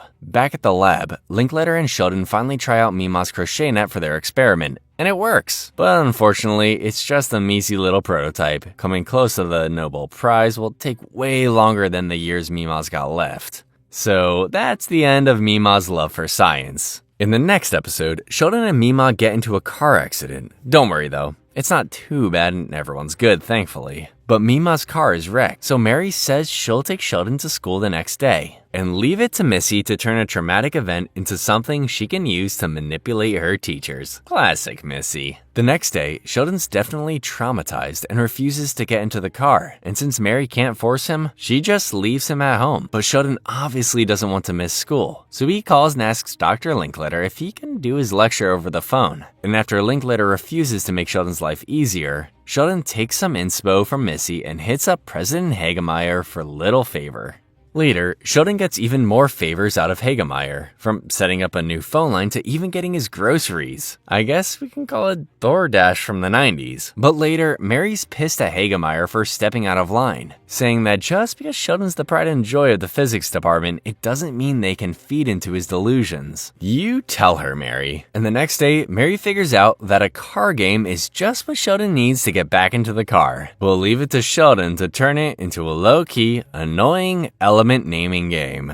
In the next episode, the Coopers receive a dreaded letter from the IRS. Yikes. Apparently, Sheldon did the unthinkable. A mistake. But thankfully, they only owe a couple of bucks. Sheldon begs his dad to let him sort it out, but George tells him to drop it, and he means it. But if we know Sheldon, that's easier said than done. The next morning, Sheldon decides to take matters into his own hands. He hides George's check before mailing it out, giving Sheldon enough time to call the IRS himself to sort things out. And the IRS guy is actually pretty impressed, but after Sheldon pisses him off, George gets a lovely letter saying he's being audited. He then yells at Sheldon for being selfish and irresponsible, risking money the family just doesn't have. But after an accountant reiterates how impressive Sheldon's work is, George trusts Sheldon to go head-to-head with that IRS guy. At the audit, the tax battle is long, but Sheldon is cooking. But after the IRS asshole catches him on Sheldon technically being a paid tax professional that hasn't presented his personal income, Sheldon's confidence gets demolished. But after a quick football-style pep talk, Sheldon is ready to tear that IRS guy a new one. And after Sheldon's victory, the Coopers are good to go. Oof. That was close. In the next episode, Sheldon desperately wants a new computer game, but Mary says no, since it's so damn expensive. Later, Mary visits Brenda, who's had it rough after her husband left. So, to get her out of the slump, Mary invites Brenda on a fun night out. I don't know if I'd put the words merry and fun in the same sentence, but we'll see. The next day, Tam gifts Sheldon a bootleg version of the expensive-ass Railroad computer game. But little did he know that the game was infected with a dreaded virus. Oh boy. That night, Mary puts George in charge of babysitting Billy and Sheldon, and as she joins Mary and Mima out for drinks. But back at the house, George is holding a poker night. Best babysitter ever. But after seeing Billy all alone in the living room, Coach Wilkins and George invite him over for poker night. Then it happens. The virus takes over Sheldon's computer. While Sheldon calls tech support, at the bar, Brenda mentions her problems with Herschel started with simple bickering. which freaks Mary out. What about her and George's bickering? Could they have the same problems? And as Billy's having a nice time, getting advice and support from the grown-ups, Sheldon realizes he left his backup drive connected to his computer during the virus attack, meaning everything is corrupted. Damn. Sheldon finally comes out and complains to George, all angry, and as Billy makes one of his usual innocent remarks, Sheldon drills him. Geez, Sheldon. Low blow. In the next episode, Sheldon enjoys the usual spotlight from President Hagemeyer, up until she wants Sheldon to recruit Paige to East Texas Tech, otherwise known as his nightmare. But as he tries to give Paige a tour of campus, Paige says she doesn't want to enroll in a shitty university. This makes Sheldon realize that East Texas Tech actually is kinda shitty, and he might be better off somewhere else. And back home, Sheldon continues to complain about Paige, but then Missy flat out asks if Sheldon has a crush on Paige. I mean, he does talk about her a lot, so with the help of a women's magazine and Dr. Sturgis, Sheldon can't deny it anymore. He has his first crush. The next day, Sheldon confronts Paige about his possible feelings, and get this, Paige reveals she's feeling the same way. She even suggests they kiss to find out if the romance is real. I know, right? But actually, Paige just ends up tricking him. I knew it was too good to be true. In the next episode, Mima gets a surprise visit from Dr. Sturgis. Turns out, he got fired. Apparently mentioning the possibility of a black hole during a super collider interview is frowned upon. And because of all this, Dr. Sturgis also reveals wanting to hold off on science for a while. So instead of calling up the university, Dr. Sturgis just gets a job on his own. He's officially a bag boy at the local grocery store. Yeah, not exactly a step up. While seeing him at the grocery store, though, Mary invites Dr. Sturgis for dinner, like the good old days. And at dinner, the family talks about what would actually happen if a black hole was ever even created. We see everything from a depressing end of the world to just alternate realities. Crazy, huh? But I can't imagine a world with two Sheldons, I gotta be honest. But all this talk about alternate realities makes Dr. Sturgis realize he really wishes he were still with Mima. Poor guy. In the season finale, things hit the fan as Pastor Jeff and Officer Robin officially have a newborn. So, to spend time with him, he leaves Mary and the ancient church receptionist Smokey Peg in charge of the church. And back at the Cooper house, all hell breaks loose when Missy goes through her first ever round of boy problems. She's been dumped hard. Later, George tries to settle Missy down, but he couldn't know less about preteen girls, so his efforts backfire, leading to a fight between him and Mima. And at the church, Mary tries to take charge, but Peg claims Mary just wants to seem better than everyone. Damn, that was a little harsh. Meanwhile, Sheldon annoyingly picks a fight with Missy about her attitude, so Missy rips up Sheldon's Professor Proton poster. Jeez, this triggers yet another fight, but this time it's between George and Mary, because she always has to do everything around the house. Things are heating up real quick, so Mary ends up grounding Missy and Sheldon runs over to Mima to rant. But Mima really just tells Sheldon to look out for Missy, saying a brother should always look after his sister. And as Mary and George's argument gets way out of hand, Missy runs away. But when Sheldon catches her, Sheldon follows Mima's words and decides to go after Missy. Surprisingly, Georgie's a neutral party in all this. Later, Sheldon and Missy end up in Missy's secret hiding spot and slowly but surely make up. Unfortunately, I can't say the same about George and Mary. George ends up playing pool at the bar and runs into Brenda. And I'm afraid I have an idea of what'll happen next. In the next episode, George and Brenda continue their suspiciously fun night out. They even order some shots to pass the time. Oh boy. Brenda then gets a little too comfortable and invites George over to her place. But before he can answer, George breaks out in sweats and crazy chest pains. Yep. Looks like another heart attack. Later, Mary gets a call from Brenda at the hospital, and without a second thought, she tries waking up the kids. That's when Mary realizes Missy and Sheldon are gone, and to top it all off, Georgie's missing too. Perfect timing, everyone. So Mary immediately calls up Mima to help round up the kids, and thankfully, after getting hold of Georgie, he finds Sheldon and Missy's hiding spot real quick. At least everyone's accounted for. At the hospital, Mary meets up with guilty-looking Brenda, but Mary can't seem to thank her enough for the help. She even insists on having Brenda go in to see George with her. Pretty awkward. Awkward. The next day, George is discharged from the hospital and heads home, but he's definitely still feeling guilty. Every little thing, from Sheldon wanting to be punished for running away to Pastor Jeff praying about George being a good husband, just reminds him of his possible fling with Brenda. Yikes. But George's guilt peaks after Missy apologizes for being a brat, revealing that her anger was all from her crappy, cheating boyfriend. Jesus, George, you gotta come clean. But instead, when Brenda wants to privately talk about what happened, George just pretends like nothing ever happened. Nice one, dude. For dinner, Mary wants to invite Brenda to thank her one last time, but Brenda just pretends to be sick. Still clueless though, Mary insists on dropping off some food for her, so obviously George offers to do the job. And later, after bringing Brenda a plate, George and Brenda finally talk about this whole mess. They agree that technically nothing happened. They only liked feeling special and being wanted by someone. That's all. So nothing to feel guilty about.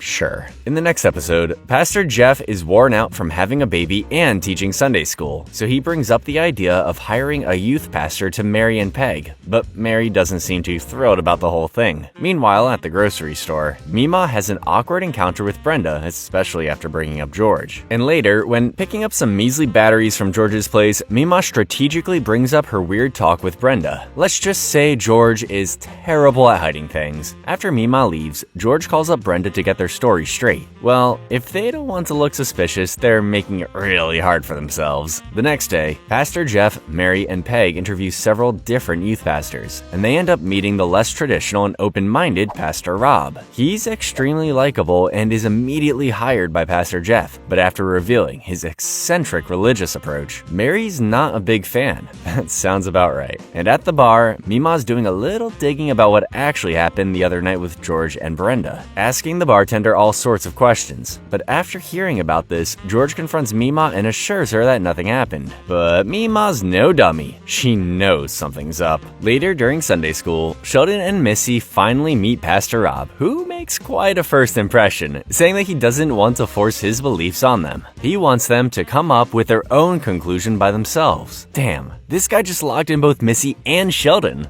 Impressive. And at the Sparks chicken coop, George and Brenda talk about Mima's snooping and decide to be more careful. They don't want any weird rumors spreading, but that might be easier said than done. In the next episode, Sheldon tries to convince Dr. Sturgis to return as a professor, but Dr. Sturgis seems to be actually pretty comfortable working as a bag boy. Who would have thought? Meanwhile, at the sporting goods store, Georgie asks Dale about his thoughts on school. Dale explains that he's actually a dropout, and this kind of piques Georgie's interest. Probably not for the best. Later at the university, Sheldon annoys Dr. Linkletter into helping him recruit Dr. Sturgis again. And seeing as Sheldon will probably leave him alone once Dr. Sturgis comes back, he agrees immediately. Dr. Linkletter then finds Dr. Sturgis at the grocery store. But as he tries talking him back into physics, Dr. Sturgis snaps Linkletter into reality by telling him the truth. Their entire physics career and research could potentially turn out to be useless. So what's the point of going back? This blows poor Dr. Linkletter's world, and it hits a little too hard. Do you sell liquor here? Much later at the principal's office, Principal Peterson confronts Georgie about constantly skipping school, but instead of fixing the problem, Georgie just drops out of high school. Right then and there. Back home, this doesn't pan out so well. George is all pissed and kicks Georgie out of the house. Both Mary and George then go yell at Dale for giving Georgie this dropout idea in the first place. And while Mima doesn't care if Georgie quits school, Jana sure does. So she breaks up with Georgie, the dropout. This thing is not turning out so well, especially after Dale refuses to make Georgie a full-time employee. Dale is really not trying to piss off Mary and George anymore. Looks like Georgie's gotta figure it out. In the next episode, we realize how much of a gambling addict Mima is. Besides Louisiana, she goes and gambles out in the back room of a laundromat. As we see her collecting her cash, Mima learns that the owner is thinking of selling. Naturally, Mima wants in. Back at the Coopers, Georgie wants to join them for dinner, but George is still all mad about the dropping out of school thing. And with Mary not wanting to lose Georgie, Missy proposes that Georgie rent out the garage, leaving his old room just for her. Pretty good idea, actually. But of course, Sheldon's stubborn about changing things up. Later that night, Dale meets up with a cop friend of his. Dale's worried Mima will get caught in her obviously illegal gambling room, but his cop friend assures Dale the police will just look the other way. Phew,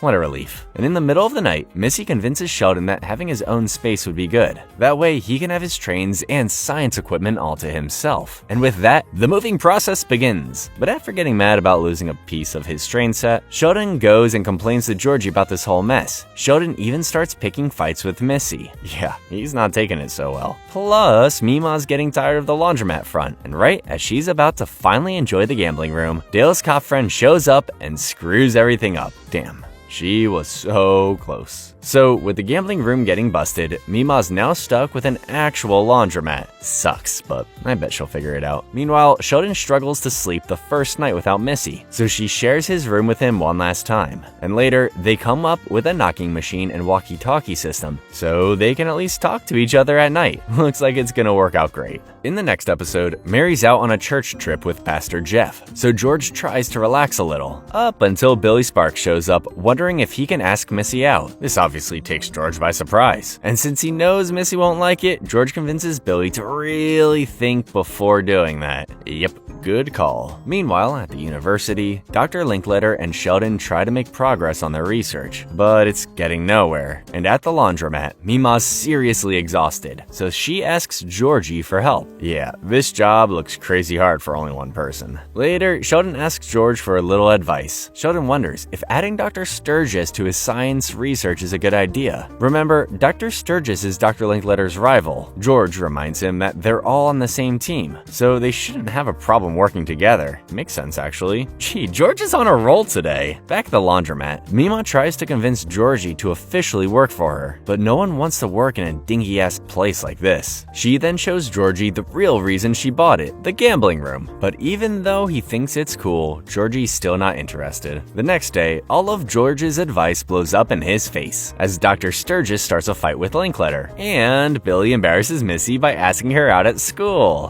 Whoops, probably not getting the best dad award. And back at the laundromat, Georgie has an idea. He suggests mixing elements of an arcade with Mima's gambling room to make it kinda legal. In other words, give out tickets instead of money, trade tickets for items, and then buy back the items for money. Brilliant. But Mima just thinks all that arcade talk is a load of bull. Damn. The next day though, we see that adding Dr. Sturgis did help out Sheldon's research, and George also gets to comfort Billy and gives him even better advice about moving on from Missy. This one might have brought him closer to Brenda, but still. Unfortunately though, no one really seems to care. And later, Dale makes Mima come around to Georgie's arcade and gambling idea. Looks like they're gonna be business partners. In the next episode, we start out in Sunday school and Missy asking a whole lot of questions about sex, you know? So Pastor Rob wants to incorporate a more mature education for the kids, but Mary is extremely against it, obviously, saying the kids' family should take care of that stuff. Meanwhile, at the laundromat, Mima and Georgie set up their new and improved gambling room, but Mima makes it clear she doesn't want Georgie to get a cut of the earnings. Stingy Mima. Later, Mary puts her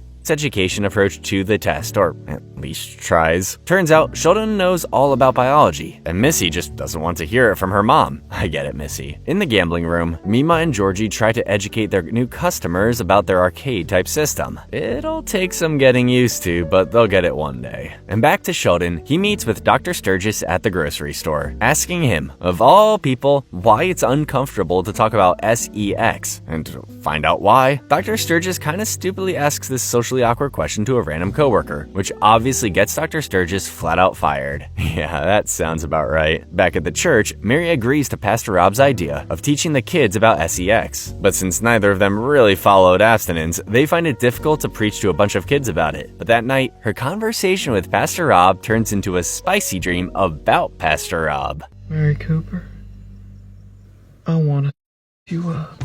Ooh, scandalous. And as Mima refuses to give Georgie a small cut of the money, Pastor Jeff puts a stop to Pastor Rob's idea, seeing as parents are already complaining about it. Mary's saucy dream, though, is pretty tough to forget. And back to Mima, Dale's cop friend shows up and forces her to cough up 11% of her earnings to keep quiet. Damn, and she thought Georgie was asking for a lot. At the end of the day, Sheldon realizes how awkward the word sex can be, so he chooses to say a completely less awkward one, coitus. And if you know Sheldon, this is a classic. In the next episode, Sheldon takes his first engineering class, and boy is his stuffy bow tie wearing Professor Boucher tough. He doesn't like even a second of tardiness, and as a fellow rule follower, Sheldon is very excited. But after Professor Boucher constantly claims Sheldon's first assignment is done wrong with no help whatsoever, yeah, Sheldon starts hating him a little bit. Sheldon goes as far as tattling about this to President Hagemeyer, but it backfires since the guy's got tenure. Lucky bastard. So back at home, Sheldon's had it with engineering. So he asks George if he can smooth talk the professor for him. But during the smooth talking meeting, Professor Boucher tells George that Sheldon won't learn if he's babied all the time. And since George agrees, he tells Sheldon to just figure it out. So after countless tries and finally realizing the real world application he's been missing, Sheldon's finally confident enough to submit his assignment, but he's just a few seconds too late. Yeah, no wonder Sheldon hates engineering. In the next episode, Georgie's back at Mima's laundromat, but Mary has no idea that it's even a gambling room, so she gets the innocent and brilliant idea of advertising it in the church newsletter. But after Smokey Pig tells her the truth of the back room, Mary goes and yells at Mima, and things get even worse when Mary finds out Georgie's part of it too. The drama in this family just keeps getting crazier. Later, George also finds out about the gambling room, but he begs Mary not to get involved. It's clear Georgie's not a kid anymore who'll fully listen to his parents. And lo and behold, George was right. Mary confronts Georgie about running the gambling room, but he just tells Mary to stay out of it. It's not my business what people do with their money, and it ain't your business either, so butt out. Awkward. Mary then seeks parental religious advice from Pastor Jeff, and he assures her that kids will always try to fight their parents on everything, but it's best to let them figure out their lives. But of course, this doesn't stop Mary from praying for everyone. Later that day, George shows up not only to support Georgie at his new job, but to have a little fun of his own. At least they're not fighting. In the next episode, George overhears Brenda on the other side of the fence struggling with her car. So like a friendly neighbor, he goes over and fixes it for her, and speaking of friendly, to thank him, she invites him over for a beer and some cobbler. Yeah, not suspicious at all. But before leaving, he realizes Brenda's house is falling apart, and still acting all neighborly, he offers to help her out, but thankfully, she smartly declines. But of course, clueless Mary still tells George to help her out from time to time. Oh no, here we go. So the next day, George goes over to fix Brenda's sink, and he actually starts acting like a father figure to Billy, letting him help out with the tools and stuff. Interesting. And the day after that, George goes over again to fix the bathroom this time. But after Brenda invites him to stay over for dinner, it's clear there's a weird vibe going on. They both assure each other they're just being neighborly. But who knows at this point? In the next episode, Sheldon's upset about having too much free time between classes. Cry me a river. So President Hagemeyer gets him a private dorm room and bathroom to use for whatever he wants. How lucky can this kid be? And at the gambling room, June comes in for a little gambling, but the machine glitches and accidentally gives her the freaking jackpot of $11,000. Damn. But unfortunately, Mima doesn't have that kind of money, so she and June strike up a deal. June insists on being a partner at the gambling room, and even though Mima hates sharing her profits, she has no choice but to agree. But now that she's a partner, June starts changing up the place, adding decor and even Christmas lights. Georgie's all for it and keeps siding with June, but Mima's still pissed about it, saying June is just using Georgie to get her way. This leads to an argument between Mima and Georgie, definitely not looking like the best business partners. In the next episode, Pastor Rob suggests having a lock-in for the church kids, kinda like a massive supervised sleepover, but Mary definitely looks a little nervous after being forced to chaperone with her maybe crush, Pastor Rob. Yep, this should be good. Meanwhile, at the laundromat, Georgie meets failed and charming weather girl Mandy, and it's clear some flirting is going on. The next day, before the lock-in, Mary asks George if he wants to be a last-minute chaperone with her, but he's definitely not interested. But he is interested that Billy's going to the lock-in too, meaning Brenda will be alone too. Jeez, this man's just begging for something to happen at this point. And while Mary tries to stay away from Pastor Rob, George is fighting the urge to call up Brenda, and seriously, I can't with this couple. And speaking of couples, Georgie and Mandy hit it off. Georgie even asks her out for dinner, but when this apparently 25-year-old asks Georgie about his age, he flat out lies, saying he's 21. I was worried you were going to say 19. Oh, no, I promise I'm not 19. here we go. And back at the house, George is still fighting the urge to call Brenda, and he calls up Principal Peterson instead. Probably safer to spend the night with friends anyway. Later that night, on Georgie and Mandy's date, Meemaw shows up, spotting Georgie clearly with an older woman and a couple of margaritas. Yeah, his secret's not safe anymore, but Meemaw plays it cool and doesn't reveal anything to Mandy. Yet. Later, George takes Peterson to the janky bowling alley bar, trying to avoid Brenda. Funny enough though, Brenda has a similar idea, so they awkwardly sit next to each other as Peterson invites her over. Yep, pretty awkward. Meanwhile, at the lock-in, Pastor Rob and Mary decide to take a bit of a smoke break away from the kids. Oh, Mary. And much later, in the middle of a makeout session, Mandy reveals to Georgie that she's actually 29. But dumbass Georgie just keeps his truth to himself, obviously. And as George can't take the guilt anymore, he leaves Brenda and Peterson and rushes to the lock-in with Mary. But as he arrives, George spots her and Pastor Rob smoking and having fun. Yikes. George doesn't even bother getting closer. He just gets back in his truck and drives away. Damn, this is getting real messy. In the next episode, it's spring break and Sheldon doesn't know what to do with himself. He even asks Dr. Linkletter and Missy for advice, but neither of their suggestions are any good. The next day, while on a walk, Sheldon sees a poster outside the comic book shop for Texarkanacon, a small version of the Comic-Con you might be aware of. Probably not as cool, but to Sheldon, it's iconic. The only problem is he needs a ride, and no one wants to go with him.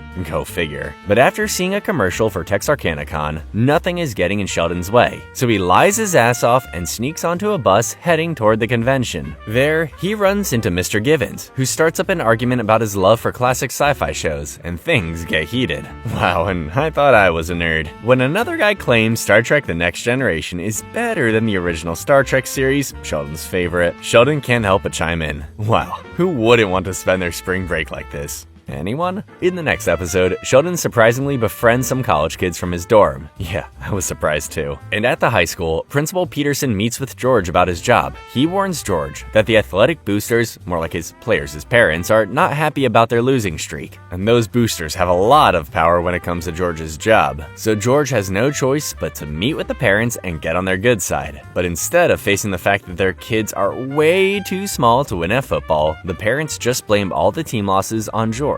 Classic parenting move. They even start talking George right there and then. With the little pride he's got left, George walks out. The Cooper surrender. The Cooper surrender. Talk about an awful day. George then arrives home, but Mary wants him to pick up Sheldon at the university, and with his bad mood, George just complains and refuses to go. Luckily for him, Sheldon immediately calls to see if he can spend the night with his new college buddies, so George allows him to stay at the dorm. This immediately makes Mary pissed. Who in their right mind would leave a 12-year-old alone in a college dorm? Later, Mary gets ready to pick up Sheldon, but she clearly notices something is bothering George. And after all their arguing, he finally tells Mary about his job being on the line, and they share a sad but heartwarming hug. Finally, some communication between these two. In the next episode, Mary gets a free lottery scratcher at the gas station, but her deep hate for gambling forces Mary to throw it out. But of course, Missy digs it out of the garbage. After taking it away from her though, Mary realizes it's a winning ticket of $500. Score! Half of that's mine, I prayed for it. But despite the large amount, Mary thinks it would be sinful to use it. Party pooper. Later, George finds out about the money, which leads to yet another Mary and George argument. He says that the money would be a huge help, but Mary's still stuck in her religious ways. This leads to George driving away with the ticket. He ends up actually just going out drinking with Principal Peterson. George explains to Peterson the situation, and that Mary never lets loose when George is around. George even compares himself to Pastor Rob, remembering him and Mary smoking outside the lock-in. This clearly cut George deep, but Peterson tells him it's best to work things out, especially because divorce is a... Meanwhile, Meemaw also reasons with Mary, telling her it's okay to let loose once in a while. So after Mary and George settle their differences, they make the pretty crazy choice of buying a dishwasher together. Kind of adorable. In the next episode, Meemaw officially meets Mandy. Remember that blonde who's way too old for Georgie? Yeah, that one. And after learning exactly how much older she is, Meemaw urges Georgie to come clean about the fact he's still 17. At the sporting goods store, Georgie seeks Dale's hopefully mature advice, but after mentioning mentioning Mandy is a hot blonde, Dale's reasoning goes out the window. He just kinda tells Georgie to carry on. Typical, right? And with Dale's stupid advice in mind, Georgie takes Mandy over to his place and seals the deal. But who didn't see this one coming? In the next episode, Mima's gambling room is doing well. Maybe a little too well. Well, it's small bills. Tell him you're a stripper. It's $14,000. Well, tell him you're a good stripper. Damn, Mima. So while she thinks on how to spend all that cash, do you remember the athletic boosters? Well, Coach Wilkins reveals that those asshole athletic boosters are officially trying to kick George out and give Coach Wilkins his job. Damn, I thought those two were friends. This hits George out of nowhere, seeing as losing his job could risk the entire Cooper family having to move somewhere outside Medford. This is heating up quick. Immediately the next day, George hopes to score another coaching job out in East Texas Tech, especially since the university will do anything for Sheldon and the Coopers. But after learning they've got no football team anymore, George loses all hope and decides to let off some steam at the bar. There, he runs into Dale, who offers him a job at the sporting goods store if he wants it. Since it's desperate times, George agrees to a trial period, working only nights and weekends. And since having George around will give him time off, Dale wants to take a bit of a break with Mima, enjoy traveling, spend their money and whatnot. But later, Mima surprises Dale by buying a crazy-looking bright yellow convertible. Interesting choice. But during their date, Dale seems pretty angry about the yellow car, saying she would rather throw away their money instead of investing it together. But Mima makes it clear that it's not their money, it's her money. Whoops, trouble in paradise. The next day, Mima goes over to the sporting goods store to apologize for their fight, but it's clear she doesn't want to settle down with Dale just yet. But Dale feels very differently. So with a very painful conversation, Dale breaks up with Mima right there and then. This is all happening too fast. In the next episode, while Sheldon's waiting in line for a boring-ass lecture, Paige shows up. Apparently, she's one of the speakers for it. Fancy. Meanwhile, Georgie helps Mandy move into her apartment, and despite lying about his age, everything's all fine and dandy. Later, we see Mima talking to Mary about her breakup with Dale, which she's clearly not over, and Dale isn't either, seeing as he won't stop talking about it with George. These two just got wrapped up in this, huh? And back at East Texas Tech, Paige visits Sheldon at his dorm, where she reveals that she's actually super lonely. She has no friends at her university, just a random appointed guardian. Yikes, that's rough. Suddenly, Sheldon's friends from next door invite both of them over to play video games, and this throws Paige way off. Sheldon has friends now? I'm honestly just as surprised, Paige. And back to Georgie, after looking at Mandy's yearbook, she starts asking about his high school days. So Georgie finally comes clean about being a high school dropout and about being 17. All in one go. So naturally, she kicks him out. Later, Paige is still confused as hell about this whole Sheldon's got friends thing, and after getting kinda jealous,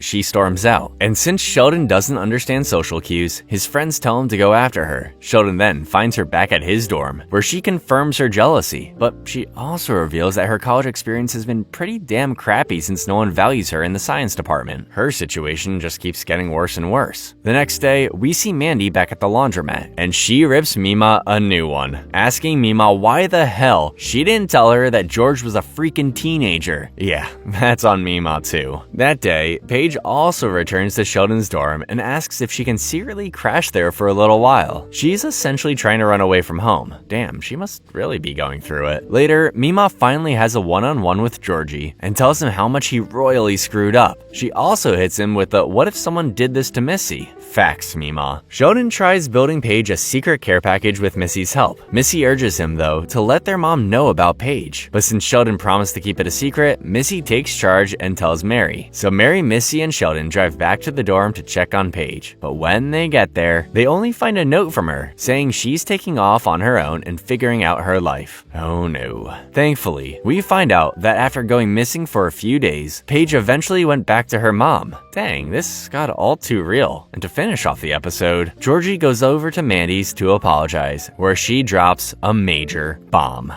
I'm pregnant. Holy crap. In the next episode, Georgie is still shocked about Mandy's pregnancy, so he goes over to Dale for some advice. But dumbass Dale makes him wonder if he's even the father of that baby. Oh brother. And after Mandy gets pissed at this stupid question, Georgie runs back to Dale for even more advice. Georgie figures he should marry Mandy, but Dale makes him reconsider. But as Georgie walks out of the store, he runs into George and honestly considers telling him about Mandy. But after imagining his terrifying reaction,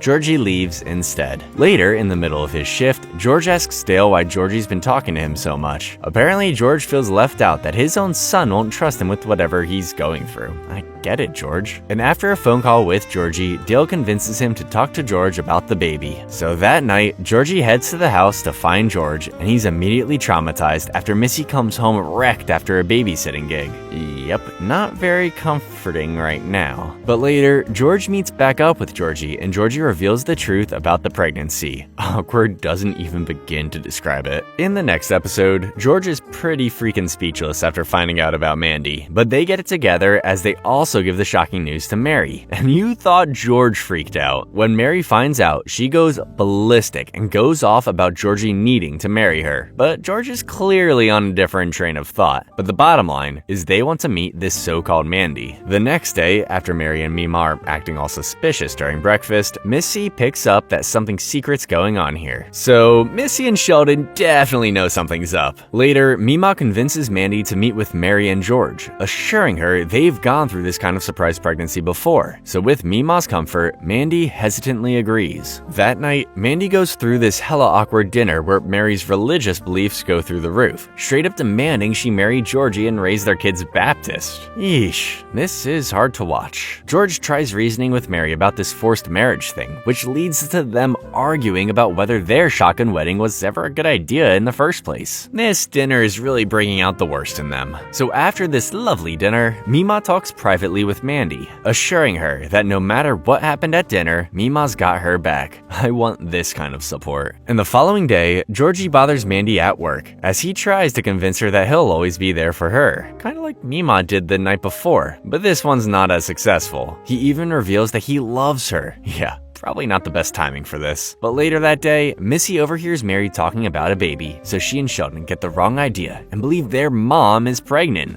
Oh boy. In the next episode, without saying that Georgie is involved, Mary asks Pastor Jeff for advice on the whole pregnancy before marriage deal. And it's no surprise when Pastor Jeff says they should get married. Pastor Jeff goes as far as to saying that the couple's parents should have taught their kids better. Yeesh. But to be fair, I don't know what she was expecting. Later, Sheldon and Missy knock on Mima's door looking for answers. Mima disproves their theory on Mary being pregnant and just sends them back to Mary and George. And while they try settling the twins down, Missy figures out it's Georgie that's having a baby. So they make Sheldon and Missy promise to keep it a secret, especially since Mandy would get pissed and the whole church would judge the hell out of them. You know, the classic. But literally the next day, everyone blabs. George tells Coach Wilkins and Sheldon tells Dr. Linkletter.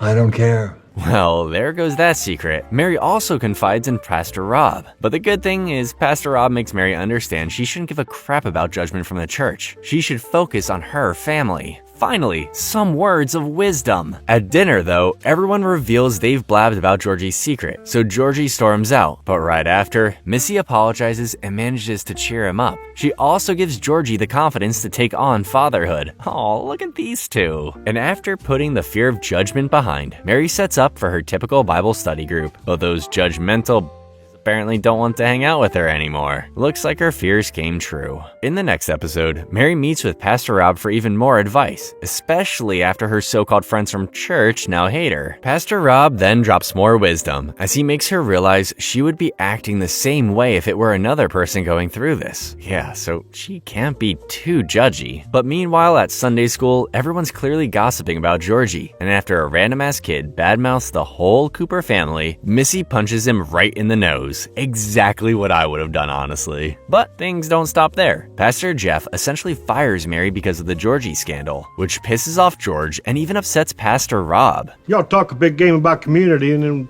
you turn your back when things get a little messy. Preach. Jeez, I'm starting to hate Pastor Jeff a little. And later, Mandy meets with Mima. Apparently, Mandy's parents don't want anything to do with her or her baby. So Mima's really all she's got. And as Mima accompanies Mandy to her gynecologist appointment, Georgie shows up, begging Mandy to be part of the process. At least they're kind of getting along. Back at the house, Pastor Rob visits Mary, feeling sorry about her losing her job. But while they pray about it, I see some sparks flying. But when George finds out about Pastor Rob checking in on Mary, George gets all jealous and angry about the whole thing. That's the last thing Mary needs right now. In the next episode, George runs into one of the scumbag athletic boosters over at the bar, and after subtly telling George that he'll be out of a job soon, George confronts Coach Wilkins about it the next day. Turns out they ended up hiring Coach Wilkins to replace George. I think it's safe to say they're no longer close friends. So with that, George beats the athletic boosters to the punch and quits immediately. Damn. What else could go wrong? At the gambling room, Georgie's trying to make extra cash for the baby, but Mima stops his crazy idea of selling beer without a liquor license. So he's got to think of something else. And later at the university, Sheldon freaks out over a pimple and the possibility of puberty. So he asks Dr. Linkletter all sorts of random questions. Uncomfortable, I know, but honestly kind of funny. That night, after having a weird-ass dream, Sheldon and Missy share a meaningful conversation about change, adulthood, and the future. Sheldon's apparently scared that none of his goals will happen by the time he grows up, similar to what happened with his parents. But Missy cheers him up by saying that he just needs to keep trying. Missy's low-key wise as hell, and back to Georgie and Mima. The next day, they're on the road to Mexico, and Georgie hopes to buy a bunch of cheap cigarettes and sell them at the gambling room, but I have a weird feeling about this. Later, with George and Mary out of their main income, Mary scores a job with Brenda at the bowling alley. It might be uncomfortable for Brenda and George, but this is really big for Mary.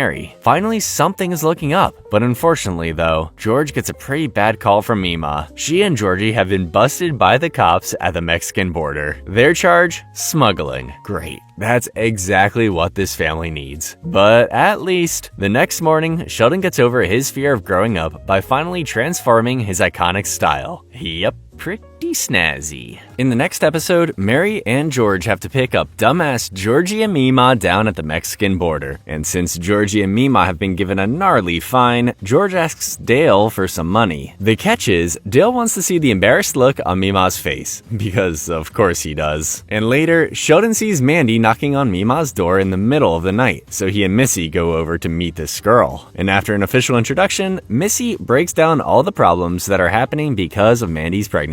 And when Mary shows up to take Missy home, Mandy apologizes for everything, but she still refuses to marry Georgie, obviously. And speaking about all their problems, Mary runs into Pastor Jeff while taking out the trash. There, Pastor Jeff acts all friendly and encourages her to return to church despite people's judgment, but there's still a lot of tension between them. Seriously, dude, take a hint. And after picking up Mima and Georgie from the border, Georgie apologizes for being an idiot, but George knows it was all done in good faith, so they patch things up. Man, babies make you do crazy things, huh? And that morning, Missy and Sheldon accompany Mary to church with their heads held high. But leave it to old judgy church people to ruin the moment. So, after having enough of their judgmental looks and their hypocritical sermon about love, Mary takes the twins and leaves. But this doesn't stop Sheldon from dropping facts and making the church look bad for all their hypocrisy. You tell them, Sheldon. After the service, Pastor Jeff drops by the house to convince Mary again to return to church. But Mary makes it clear she doesn't want to see anyone from church. In the next episode, not only are the Coopers avoiding religion, but they're also low on cash. So at the bowling alley, Mary's excited to get back to work, but Brenda still isn't a fan of working with Mary. I guess it's weird being friends with someone after almost secretly ruining her marriage. But anyway, at the bowling alley, Mary also runs into Pastor Rob, who's apparently dating a hot young blonde. Damn, Pastor Rob's got game. And Mary's not the least bit jealous. Sorta. And to help out with money, Missy goes out and, surprisingly, finds a job over at the comic book shop. Seems like listening to Sheldon rambling about comics finally came in handy. That night, after seeing Mary all depressed, Brenda pulls the trigger and takes Mary out to the bar, where she and Brenda finally let off some steam. Mary even accidentally mentions kinda crushing on Pastor Rob, but they're too drunk to care.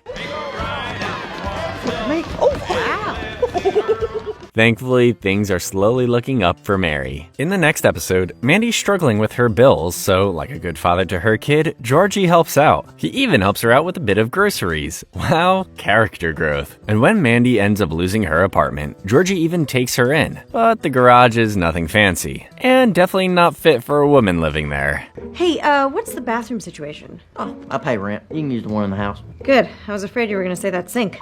Looks like they're just a sink again. Yeah, not great. So after getting frustrated with her crappy living situation, plus her entire life falling apart, Georgie suggests having Mandy move in with Mima. And just like that, Mandy seems to be fitting right in with the Coopers. In the next episode, Mandy's settling in with Mima. She even starts giving Missy good advice about boys, which opens the door for a deeper friendship. It's almost like Missy is getting the sister she never had. Funny and beautiful.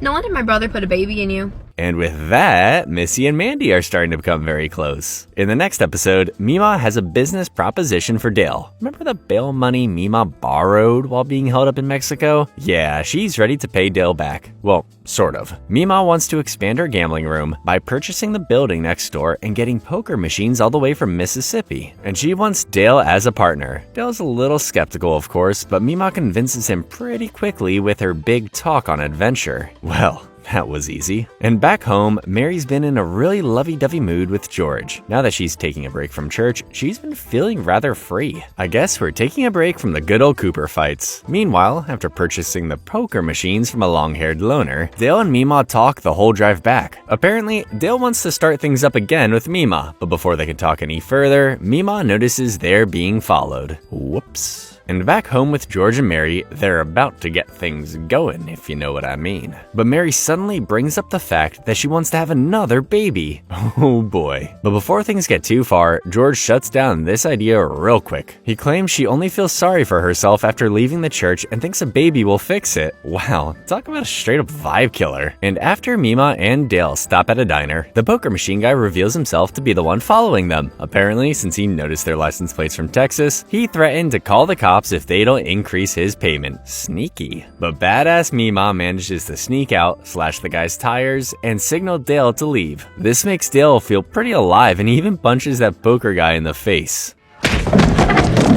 Holy, this is actually a pretty badass side quest. In the next episode, Georgie's proving to be dad material as he gets rid of his Mustang and trades it in for a family car, and it's certainly winning over Mandy. Later at dinner, George gets a call from Principal Peterson saying there's something wrong with Coach Wilkins. Apparently, Coach Wilkins' wife is having an affair, and he's really down in the dumps. So to help him out, George takes him out for a bit. But Principal Peterson's more concerned about the upcoming football game. If Coach Wilkins can barely put pants on, how's he supposed to coach the big game? So Peterson finally convinces George to stand by Coach Wilkins at work, at least until he can pull himself together. Meanwhile, at Mandy's doctor's appointment, Mima offers to pay with her big wad of cash, and this gets Mandy all suspicious. Later, during a tour of Mima's new video store purchase, Mandy's even more thrown off when Dale's cop friend, yeah, he's still showing up, comes by to collect his hush money. So Georgie and Mima come clean about the gambling room, and Mandy doesn't seem to mind. You're going to private school.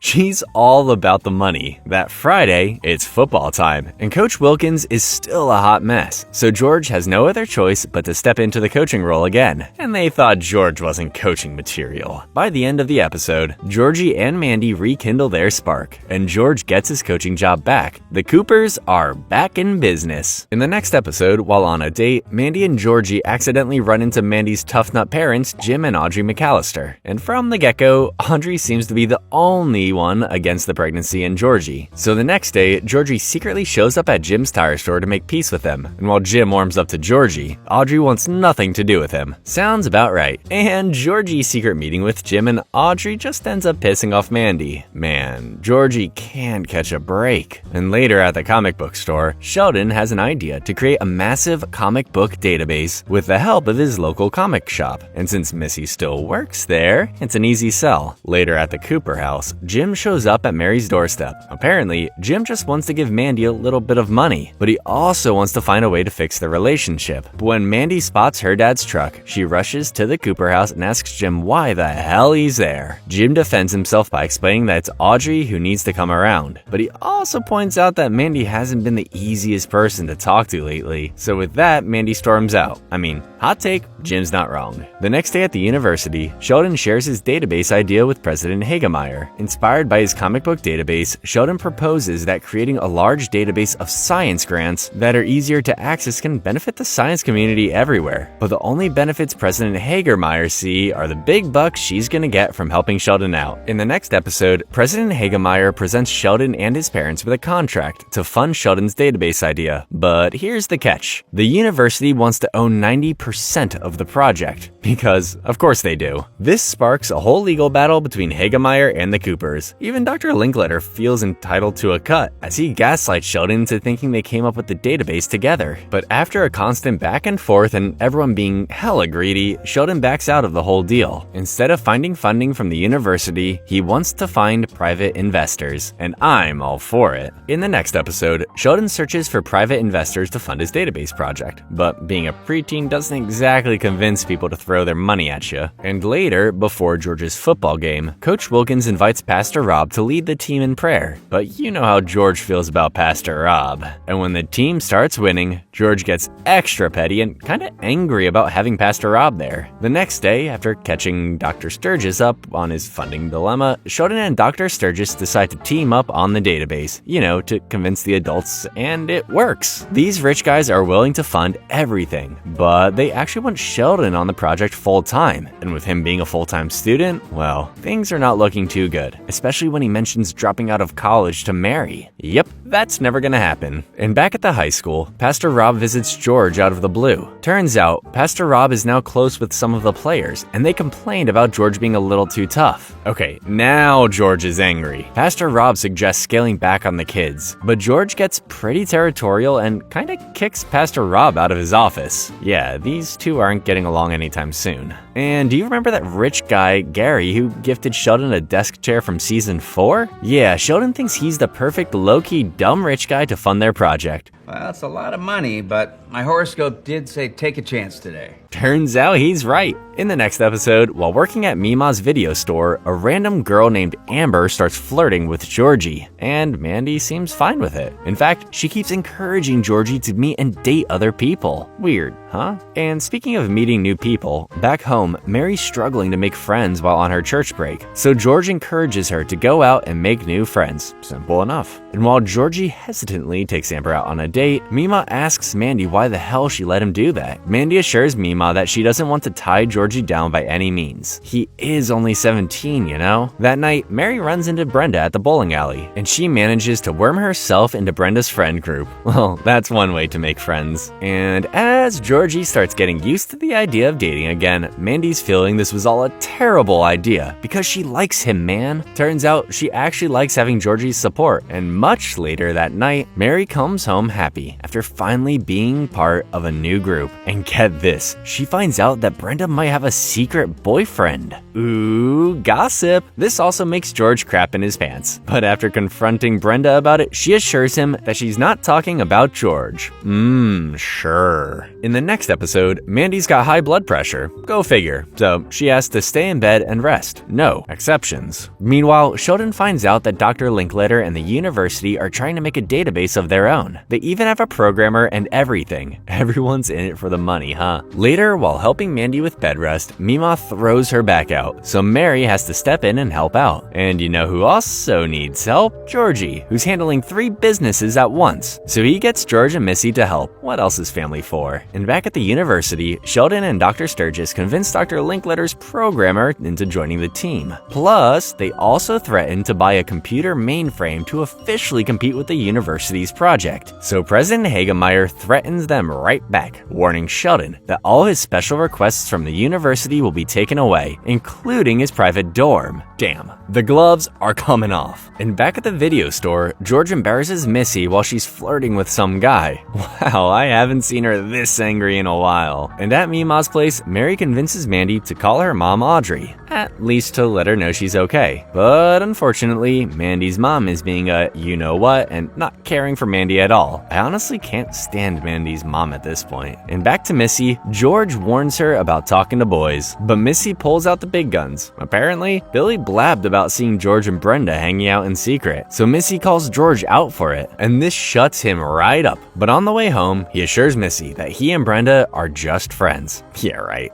Mary then pays a little visit to Audrey over at the tire store and confronts her about being a terrible mom. Damn, everyone's getting their claws out. And after wearing her down and getting Audrey to call Mandy, Sheldon does a bit of confronting himself as he plugs in his new mainframe at the dorm, which leads to a massive electrical blackout. Well, he proved his point. In the next episode, the girls get ready for Mandy's baby shower, and Mary thinks it's a good idea to invite Audrey. I guess she's still Mandy's mom. But as expected, Audrey gets all and starts taking over the baby shower planning. Typical. And on the day of the baby shower, Georgie gifts Mandy a pretty sweet gift. That is the sweetest thing I've ever seen. I love it. I swear, I don't know why they just don't get together already. And while the girls are at the baby shower, the Cooper boys are forced to interact with Jim and Mandy's artsy younger brother, Connor. But thankfully all the boys get along. I can't say the same about the women though. While calmly opening presents, Audrey drops a bomb and gifts Mandy the key to their house, saying Mandy should move back in with her real family once the baby comes. This gets everyone riled up, because it's like Audrey doesn't freaking remember that she cut Mandy from her life up until a few weeks ago. Sorry, I'm getting a little riled up myself. But once Audrey starts bad-mouthing Georgie, Mandy fights back, calling her a terrible mother. He's gonna be a better parent than you ever were. Damn, I love this party. In the next episode, Sheldon stays over at the dorm, but when he goes over to quiet his loud-ass neighbors, he runs into Paige. Turns out she's been lying about her age to college kids and getting drunk. Yep, her life definitely took a turn for the worse. But before Sheldon can rat her out about being underage, Paige quickly takes Sheldon out for dinner. On their way there, Sheldon asks what's wrong with her, seeing how messed up her choices are. Seriously, she's barely 13 and going out like that. Damn it, I sound like my mom. Paige shares with Sheldon how extremely unhappy she is, having no friends and being a college dropout. Seems like alcohol is the way she chose to cope. And later, after hearing about a frat party, Paige tricks Sheldon into going with her, but he immediately loses track of her. And suddenly, out of nowhere, he runs into Missy. Apparently her friend's older sister snuck her into the party. Smart. But after hearing about Paige, Missy's attention goes straight into finding Paige. Thankfully, they eventually find her before driving off with some college guy. Bradley, do you know how old she is? Said she was 18. Lower. 16? Lower. Yeah, I gotta go. Paige then runs off but doesn't make it far. After catching up to Paige, Missy tries supporting her through this tough time, reminding Paige that she's not alone. Dang, I forget how good of a friend Missy is. And after letting Paige sleep at Sheldon's dorm, Paige is safe. For now at least. Man, she's becoming unpredictable. In the next episode, everyone's getting ready for Sheldon's big database release party, but they got a whole day ahead of them first. At work, while handing Brenda her check, Mary gets a call from Pastor Rob, who apparently wants to take her out to lunch. Interesting. And while Georgie gets the baby's car seat ready, Sheldon's the only one at home. Then suddenly, Mandy interrupts Sheldon with the most important call. My water broke. I'm in labor. She's having the baby! And since Sheldon can't do squat, he calls up Brenda to drive them to the hospital. Meanwhile, at lunch, Pastor Rob asks for Mary's advice. He apparently got offered another pastor job out in Arkansas, but he's hesitant to take it, seeing as he's made quite a connection with the people of Medford. Yeah, I'll say. And at the hospital, the first family member to arrive is George, who starts getting a little too close with Brenda in the waiting room. And speaking of getting too close, Mary and Pastor Rob show up. Jeez, this couldn't get worse. But you know who are also going through the worst? Billy and Missy, who everybody forgot at school pickup. Yep, everything sucks. And after finally getting the news and crappily throwing the car seat together, Georgie rushes to the hospital.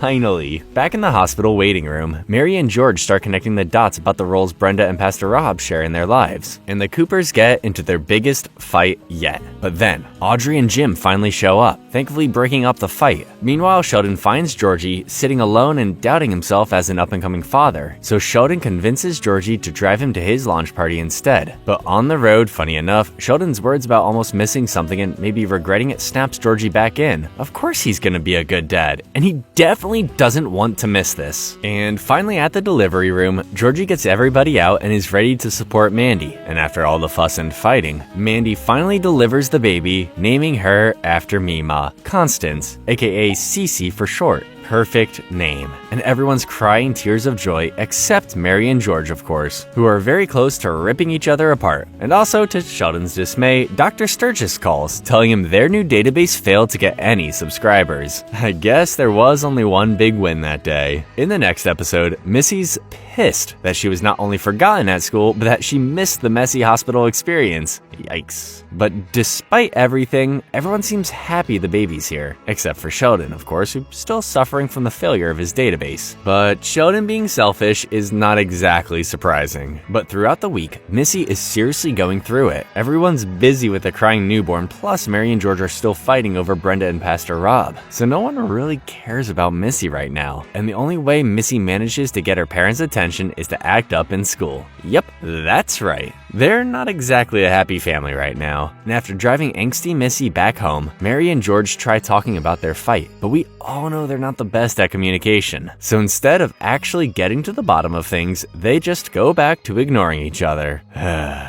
And as Mary comforts Sheldon after his failed database, like every freaking time, Missy has had enough of everyone, especially Sheldon, being more important than her. So she packs her bags, steals the truck, and takes off. In the next episode, Missy's hitting the road and she actually makes it pretty far. She even calls up Paige, asking if she wants to tag along. And I gotta say, it takes the Coopers way too long to figure out that Missy's gone. They reported George's missing truck first, for crying out loud. And as Missy and Paige are having the time of their lives, the Coopers are worried sick trying to figure out where the hell Missy could be. And after Sheldon remembers Paige's rebellious instincts, Mary calls up Paige's mom, Linda, to see if she knows anything. But unfortunately, she's got no clue. Thankfully, a cop eventually pulls them over and Missy spills all the beans. I'm only 13. I stole my dad's truck and we didn't pay for breakfast at the diner. We just left. Guilt really saved her ass here. Then, on their way to pick up Missy and Paige, Mary and George argue non-stop, and with Linda having experienced divorce, she suggests they seek marriage counseling. Even if it didn't help Linda and her husband stay together, it can at least help them communicate. Preach. That night, after picking up Missy, Mary and George vow to keep their eyes on Missy. No more will Missy be ignored. That may be good or bad. We'll see. In the next episode, Georgie's turning out to be an S-rank dad, and with his 18th birthday coming up, Mandy wants to throw him a good old classic family dinner. And for someone that doesn't care about Georgie so much, this seems insanely thoughtful. Later, working at the bowling alley, Brenda wants to make peace with Mary after her sketchy friendship with George, especially after the whole hospital fiasco. But Mary's just acting really passive-aggressive, so Brenda decides to confront Mary head-on. But with Mary not giving up on her passive-aggressive routine, they immediately get into a fight and Mary quits. Yeah, right there and then. And back with Mandy, as Mary agrees to help out with Georgie's birthday cake, Georgie reveals that Amber actually invited him out for his birthday instead. Awkward. But Mandy just plays it cool, saying they can celebrate as a family later. Still awkward though. Later that night, Brenda interrupts Mary's cake decorating, finally forcing Mary to show off her real freaking emotions for once. You couldn't hang on to your crappy husband, so you tried to move in on my crappy husband. And Mary's just getting started. But after all is said and done, Mary and Brenda apologize to each other, with Brenda promising that nothing has or will happen with George. Friendship saved. And after a pretty quick dinner date with Amber, Georgie returns to Mandy and reveals that he actually ended up breaking up with Amber. Turns out, he'd like to be with Mandy and Cece a lot more, but I could have told you that. And as a type of birthday gift, Georgie proposes to Mandy. Damn, smooth, Georgie. In the next episode, I guess Georgie's wedding proposal wasn't actually smooth. What? Yeah, Mandy was completely taken out of left field, and she flat out rejects him, making Georgie super depressed. Yeesh. But Mandy's rejection can't affect Georgie for too long since they still have a child together, so it's off to the pediatrician. Although that doesn't stop them from fighting in front of the doctor and in the parking lot. But you know what shouldn't happen during an argument? Leaving your baby in a locked car. We're gonna get you out. How are we gonna get her out? I don't know. Yeah, they accidentally leave Cece in there. But after jimmying the handle with a hanger, everything goes back to normal, kind of. Mandy just begs Georgie not to spring up a proposal again, and they quickly patch things up. These two are definitely heading that way though, you know? In the next episode, Sheldon runs into a classmate who's about to take a summer program, trying to beef up her resume for grad school. Like always though, Sheldon acts pretty confident, saying he's all set for entering a master's program, especially since he's a child prodigy, you know? But she bursts his bubble real quick. Colleges couldn't really give a shit about Sheldon without having anything to show off. And speaking of resumes, Mandy's looking into going back to work as Channel 7's new weather girl. But because of Cece, Georgie pulls the old mom should stay home discussion, which just really pisses off Mandy. Later, Sheldon fails to get into any suburb programs last minute and blames it all on his professors and Mary for coddling him. Apparently, the Brat Boy Genius Act and the My Kid's Special tactic can only take you so far. And back to Mandy, after scoring a weather girl interview, Mima's apparently the only one supporting Mandy. So Mima then promises to take Mandy out on a shopping spree and prep her for the job. So the next day, Mandy drops off Cece, letting Georgie figure out balancing work and fatherhood. It's only fair. But he actually ends up figuring it out after getting yelled at by Mima, of course. And he ends up fully supporting Mandy to take on her job interview. And at the job interview, things kick off great. She looks like a pro during her mock audition. But if there's something that may be inconvenient for new moms, well, it might be their quote-unquote milkers. Well, then that could bring rain to this whole area here.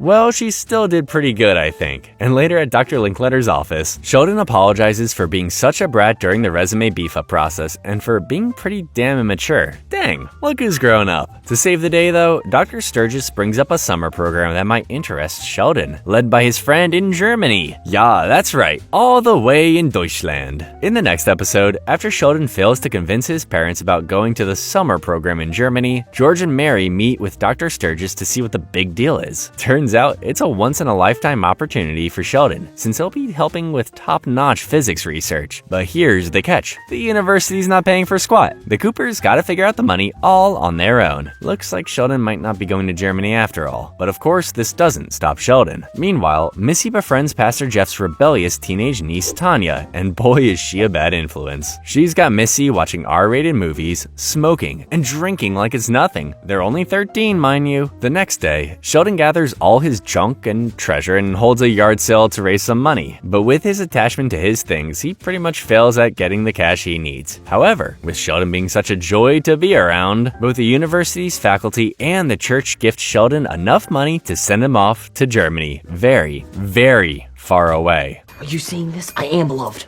In the next episode, Mary and George start prepping for Sheldon's Germany trip, and the big question is, who's gonna go with him? And they're not exactly fighting about who gets to hang out with Sheldon more. They want a freaking break from the family. Meanwhile, Sheldon's also prepping for Germany, but him trying to adjust to German time just makes him 10 times more annoying. And cut to Mandy and Georgie. Mandy invites Georgie on an all-expenses-paid massage and getaway. Ooh, romantic. But Georgie doesn't seem psyched about it. Georgie later reveals to Mima that he's just hesitant to spend time alone with Mandy, especially since their relationship status is so iffy. Man, it's weird hearing him be an adult. Later that night, while fully awake on German time, Sheldon sees Missy sneaking back into the house, and she even smells like cigarettes. Obviously thanks to Tanya. For shame, Missy. For shame. Sheldon then threatens to tell Mary, but Missy threatens him back by possibly ruining his Germany trip. If Missy gets in big trouble, both Mary and George may end up staying, meaning no Germany trip for Sheldon. Dang, she's good. But the thought of not telling his mom about Missy and Tanya is really getting to him. I don't even know how long he'll keep it a secret. Actually, he doesn't make it a day before blabbing, and Missy's officially grounded for the entire summer. And at Mandy and Georgie's quote-unquote romantic getaway, Mandy and Georgie end up fighting about their relationship. Apparently, Mandy wants to be a real couple with Georgie again, but he doesn't believe that she'll actually commit. Looks like the tables are turning. Back at the house, Sheldon apologizes to Missy for tattling, and he reveals that he was actually just really worried for her. But Missy doesn't give a crap about that.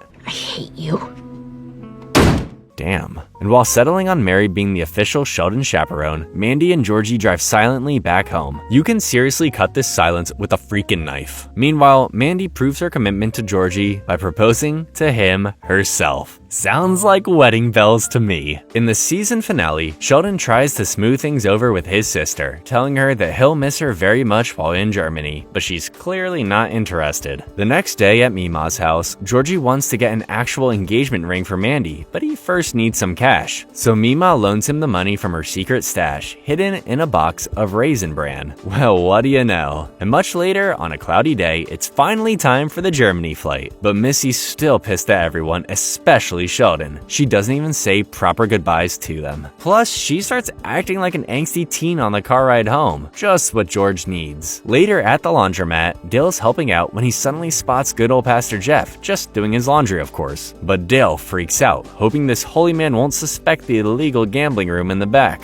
Oh lord. Later, Mandy and Georgie excitedly tell Audrey and Jim about their engagement and their plan to have a small and simple wedding. And Audrey couldn't be more for it. Turns out, she's still embarrassed that Mandy's currently a mom without a husband, so a small wedding is just what she wants. And to top it off, Audrey reveals she's been lying to her friends about Mandy being married already. I can't with this woman. Suddenly, the clouds turn into rain, and the rain turns into a freaking tornado. So despite how everyone feels about each other, they gotta help each other out. Mandy and Georgie are stuck with Audrey and Jim. Mima and Dale are forced to keep their customers, including Pastor Jeff, safe in the freaking gambling room, and Missy and George are literally feet from the actual tornado. So while Sheldon and Mary are safe and clueless on a plane, George and Missy get out of the car and lie in the mud, waiting for the tornado to pass. Do you see it? Keep your head down. God, I'm dying here. And thankfully, everyone makes it out alive, including Missy and George. Thank God. This whole near-death experience makes Missy immediately apologize and promise to be a better person. So at least there's that. But her attitude is not the only thing changed by the tornado. Mima's house gets completely wrecked. Everything is everywhere, including her special Raisin Bran box. Oh, Mima. In the season premiere on the night of the big tornado, George finally tells Mary what happened. And classic worrying Mary wants to leave Germany and head back to her family, but Sheldon will be hard to convince. And meanwhile, back home, Mima stays over at Dale's after her insurance company refuses to cough up cash to rebuild her house after the tornado. Only because Mima didn't get tornado insurance though, but that's neither here nor there. And at the Cooper house, Missy's taken on the role of Mary. She's running a tight ship, especially with Georgie, Mandy, and Cece staying there. You're watching Cece today. Well, who put you in charge? A very tight ship indeed. Later, after Dale makes a stupid comment about Mima's lack of tornado insurance, their living arrangement goes out the window. She moves in with her family instead, and now all the Coopers share a roof. Very exciting. The Coopers in Germany, though, are still not getting along, as Mary and Sheldon continue to argue about staying or going back home. But after a reassuring call from Mima, Sheldon and Mary settle on letting Sheldon finish his summer program in Germany. Later in the gambling room, business is booming. You'd think they hadn't gone through a tornado recently. There, Georgie mentions to Mandy that Audrey had stopped by the video store earlier. Apparently, she wants Georgie, Mandy, and Cece to move in. But Mandy says hell no. She'll do anything not to end up there again. In the next episode, Sheldon's having a blast in beautiful Heidelberg, Germany. And all is fine and dandy, up until Sheldon realizes that he's actually the dumbest person in the class. Yep, you heard that right. And back home, Mima wants to kick things into high gear at the gambling room.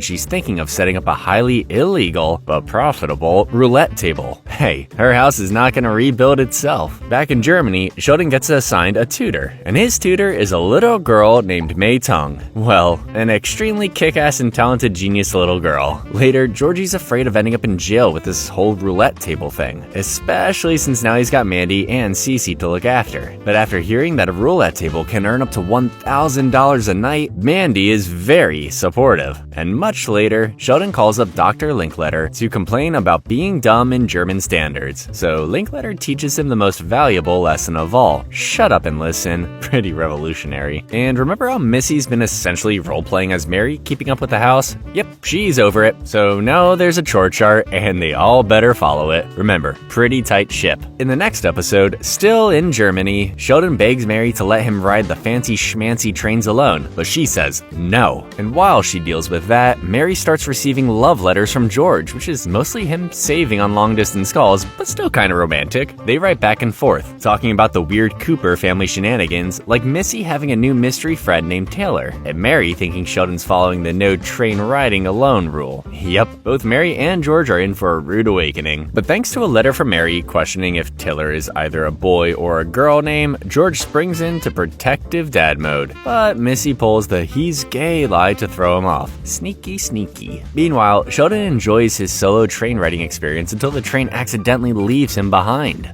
Oh, Sheldon. Since he refuses to call and admit to Mary that he lied, he hits up Missy, but she's of no help. So Sheldon's got no other choice than to walk home and even face a wild dog. Oh dear.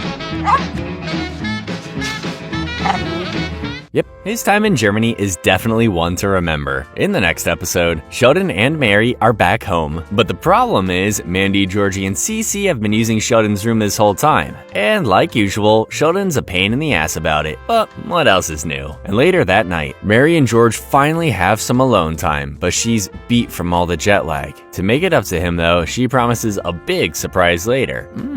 Okay then. Meanwhile, after Sheldon avoids the crying baby all night, the next morning, Mary sees that everyone's been pitching in with the chores. Apparently, she's not needed anymore. After Missy's rules took over the house, everything's been running smoothly. At least Mary can now take a break. And later, back in East Texas Tech, Sheldon tries staying at his good old silent and private dorm. Up until he meets his non-important new roommate, Evan, a messy as hell computer science nerd. Yup, Sheldon's nightmare. And Sheldon doesn't even bother asking him his name yet. But after cleaning up the place and realizing that Evan's into video games, they start getting along. And back to Mary, she's feeling left out now that no one needs her. And after bothering George at work, she's ready to call it quits. But when Missy needs her advice after breaking up with Taylor, Mary's finally happy that someone missed her. And now that she's feeling better, Mary gives George the big surprise. Mary puts on traditional German clothing plus a blonde wig for her and George to get it on.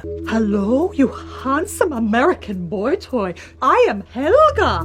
Do you like what you see? Well, different strokes for different folks. But when Sheldon arrives home and accidentally walks in on George and Mary with a blonde wig, Sheldon freaks, thinking his dad cheated or something. But Sheldon decides to never bring it up again. He just vows to himself to knock, knock, knock a few more times on closed doors for people to at least get their pants on. In the next episode, Mary gets all wrapped up in a crazy TV preacher's sermon. And even though this guy's clearly fooling people, saying that their donations will be tripled by the Lord, Mary's religious soul decides to donate. But this causes a whole argument with George about throwing away money. So he sees no other choice than to hit up Pastor Jeff and convince him to take back the Coopers at church. But Mary's in denial. And after being offended by Mary falling into the grasp of that crazy church guy, Pastor Jeff leaves her to her delusions. But after receiving clear and terrible signs from God,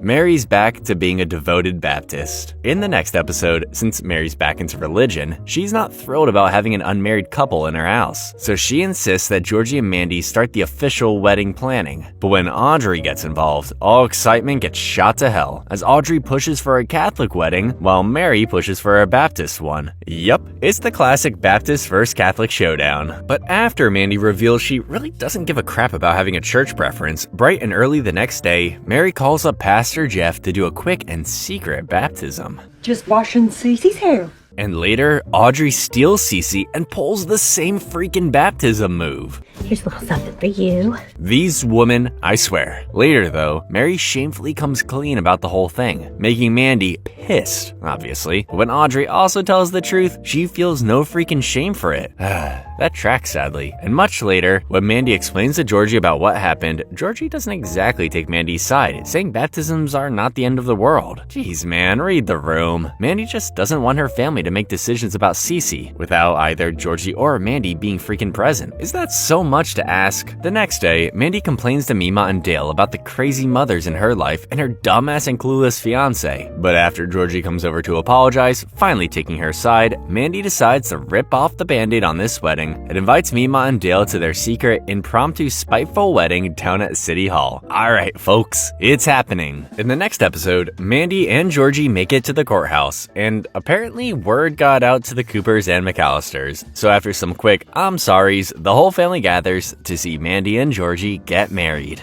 About time. And while at dinner, as an apology, Audrey offers to send and pay for Georgie and Mandy's honeymoon. Nice touch, Audrey. But since neither Mary nor Audrey can be trusted alone with the baby, Mandy puts Mima on babysitting duty. Smart. The next day, though, while taking Cece to work, the cops start circling the illegal gambling room. So Mima hauls her ass out of there, but she's kinda old so she doesn't get too far. With Mima in jail for the weekend and Dale not knowing shit about babies, Hey, baby. Mary takes over, but when Audrey finds out, she wants in on this babysitting gig, so she refuses to leave the Cooper house. George and Jim then arrive just in time to prevent them from killing each other. All is fine, for now. In the next episode, Mima's out of jail, but she's stuck at home on probation with an ankle bracelet, just like I pictured. And at the Cooper house, they're having a few problems with the plumbing.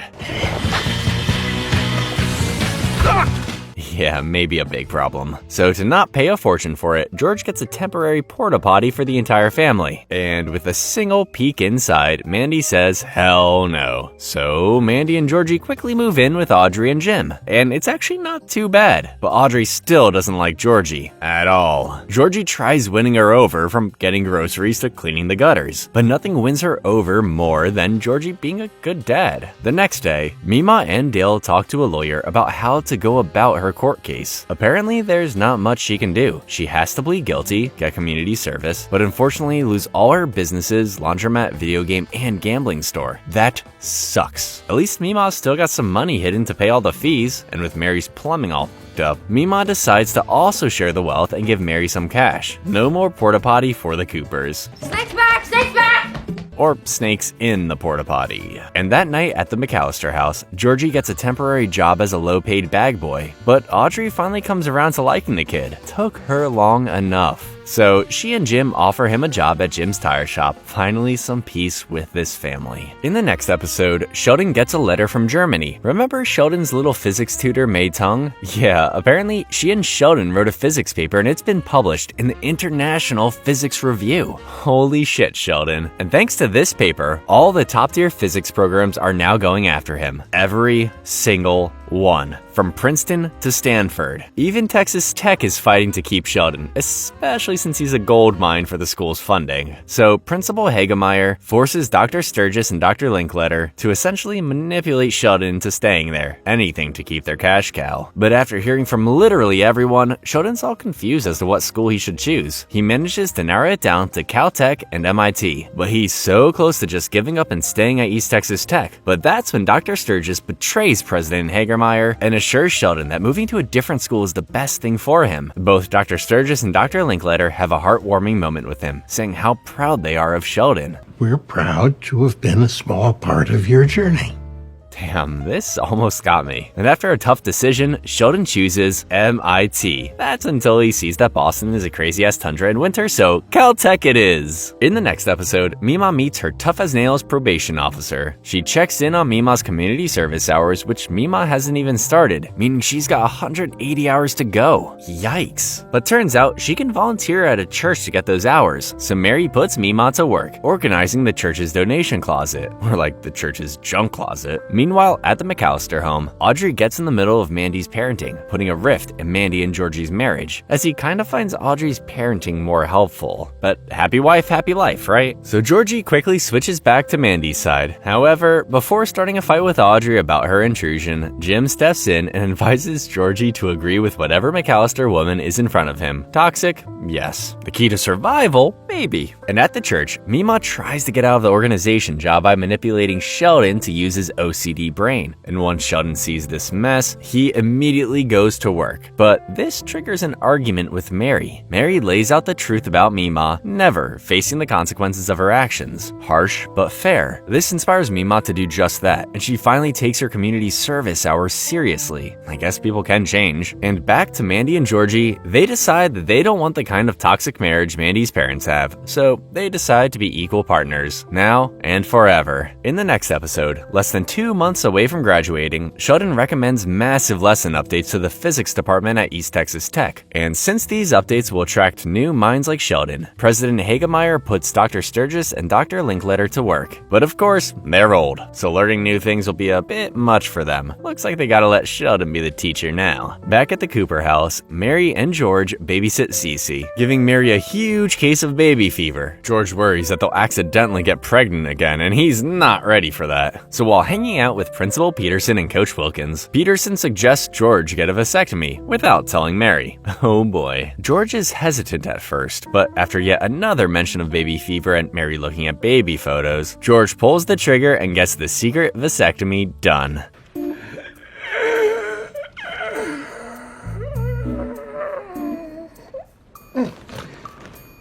You sure you're okay? Yeah, well, communication was never his strong suit, and back to Sturgis and Linkletter, despite having Sheldon teach them, they still can't understand shit about this new curriculum. But after Sheldon surprisingly becomes more patient, Sturgis and Linkletter manage to keep up. Damn, everyone's growing up, huh? In the next episode, Mary forces the Coopers to attend a blue bonnet photo shoot later in the week, which is apparently a Texas thing. Missy and Sheldon are clearly against it, but Mary is dead set on it, and what she says goes. Later at Principal Peterson's office, Peterson informs George of a pretty exciting job opportunity. Apparently, Peterson talked to his friend at Rice University, and they want to hire George as a coach. His dream job, people. And as soon as he gets home, George tells Mary the news. And surprisingly, Mary's all for it. But you know who isn't all for it? Sheldon, obviously. He gets all angry, complaining about leaving their current house behind, things changing and whatnot. But Mary puts her foot down, telling him to get over it. Damn, Mary. The next day, Sheldon decides to meet up with some familiar faces, from Tam to Mr. Givens, a comforting trip down memory lane. But he gets even more comfort by trying to convince everyone he knows to buy his childhood home. But of course, Sheldon fails miserably. He even goes as far as asking the university to buy his house too. But President Hagemeyer makes him realize that he's actually just afraid of moving out to Caltech on his own, not just his family moving away. And after sharing his fears with Missy, things start to settle down for him. On the day of the photo shoot, the Coopers calmly eat breakfast like normal, just a regular day. And after Mary reminds him to come back by 4 p.m., George is off to work, like always. We then skip to exactly 4 p.m., where everyone's all dressed up and ready to go for the dreaded photo shoot. But George is a little late. Suddenly, Principal Peterson and Coach Wilkins knock at the Coopers' door and reveal some terrible news. George passed away during school. Everyone, including me, is in shock.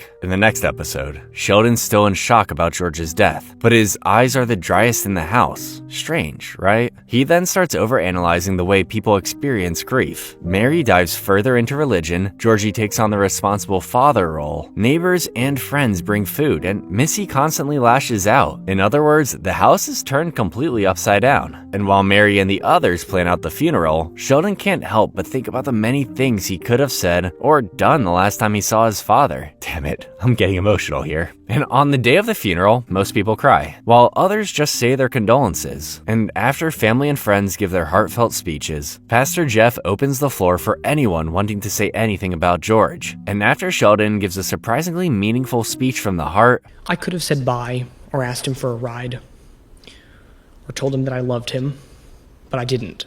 Sheldon snaps out of this alternate reality. Turns out, he never actually gave that speech, and he definitely regrets it. In the series finale, we start about a month after George's funeral, where Mary is really pushing herself into religion, and she's taking Missy and Sheldon down with her. And I mean, literally taking them, as she's apparently taking Sheldon and Missy to church almost every day. But suddenly, we cut to the present, where adult Sheldon is writing his memoir. He gets interrupted by his wife Amy, who reminds Sheldon about his son's upcoming hockey game. He clearly doesn't want to go, but kinda like Mary, what Amy says goes. And back to young Sheldon. Mary continues to pressure Missy and Sheldon on religion, but this time, Mary demands that Missy and Sheldon get baptized, kinda against their will. According to Mary, this is the only way Missy and Sheldon's souls will be saved. And with Mary being so angry and forceful about this baptism, Georgie calls up Mima. If anybody can get Mary to loosen up, it's Mima. But after seeing her daughter in in so much pain. Mima convinces Missy and Sheldon to just go through with the baptism for Mary's sake. On the day of the baptism, Pastor Jeff briefs them on how it all works, but as soon as he offers his condolences, Missy can't take all this surface-level sympathy and storms out. But Sheldon surprisingly chooses to stay.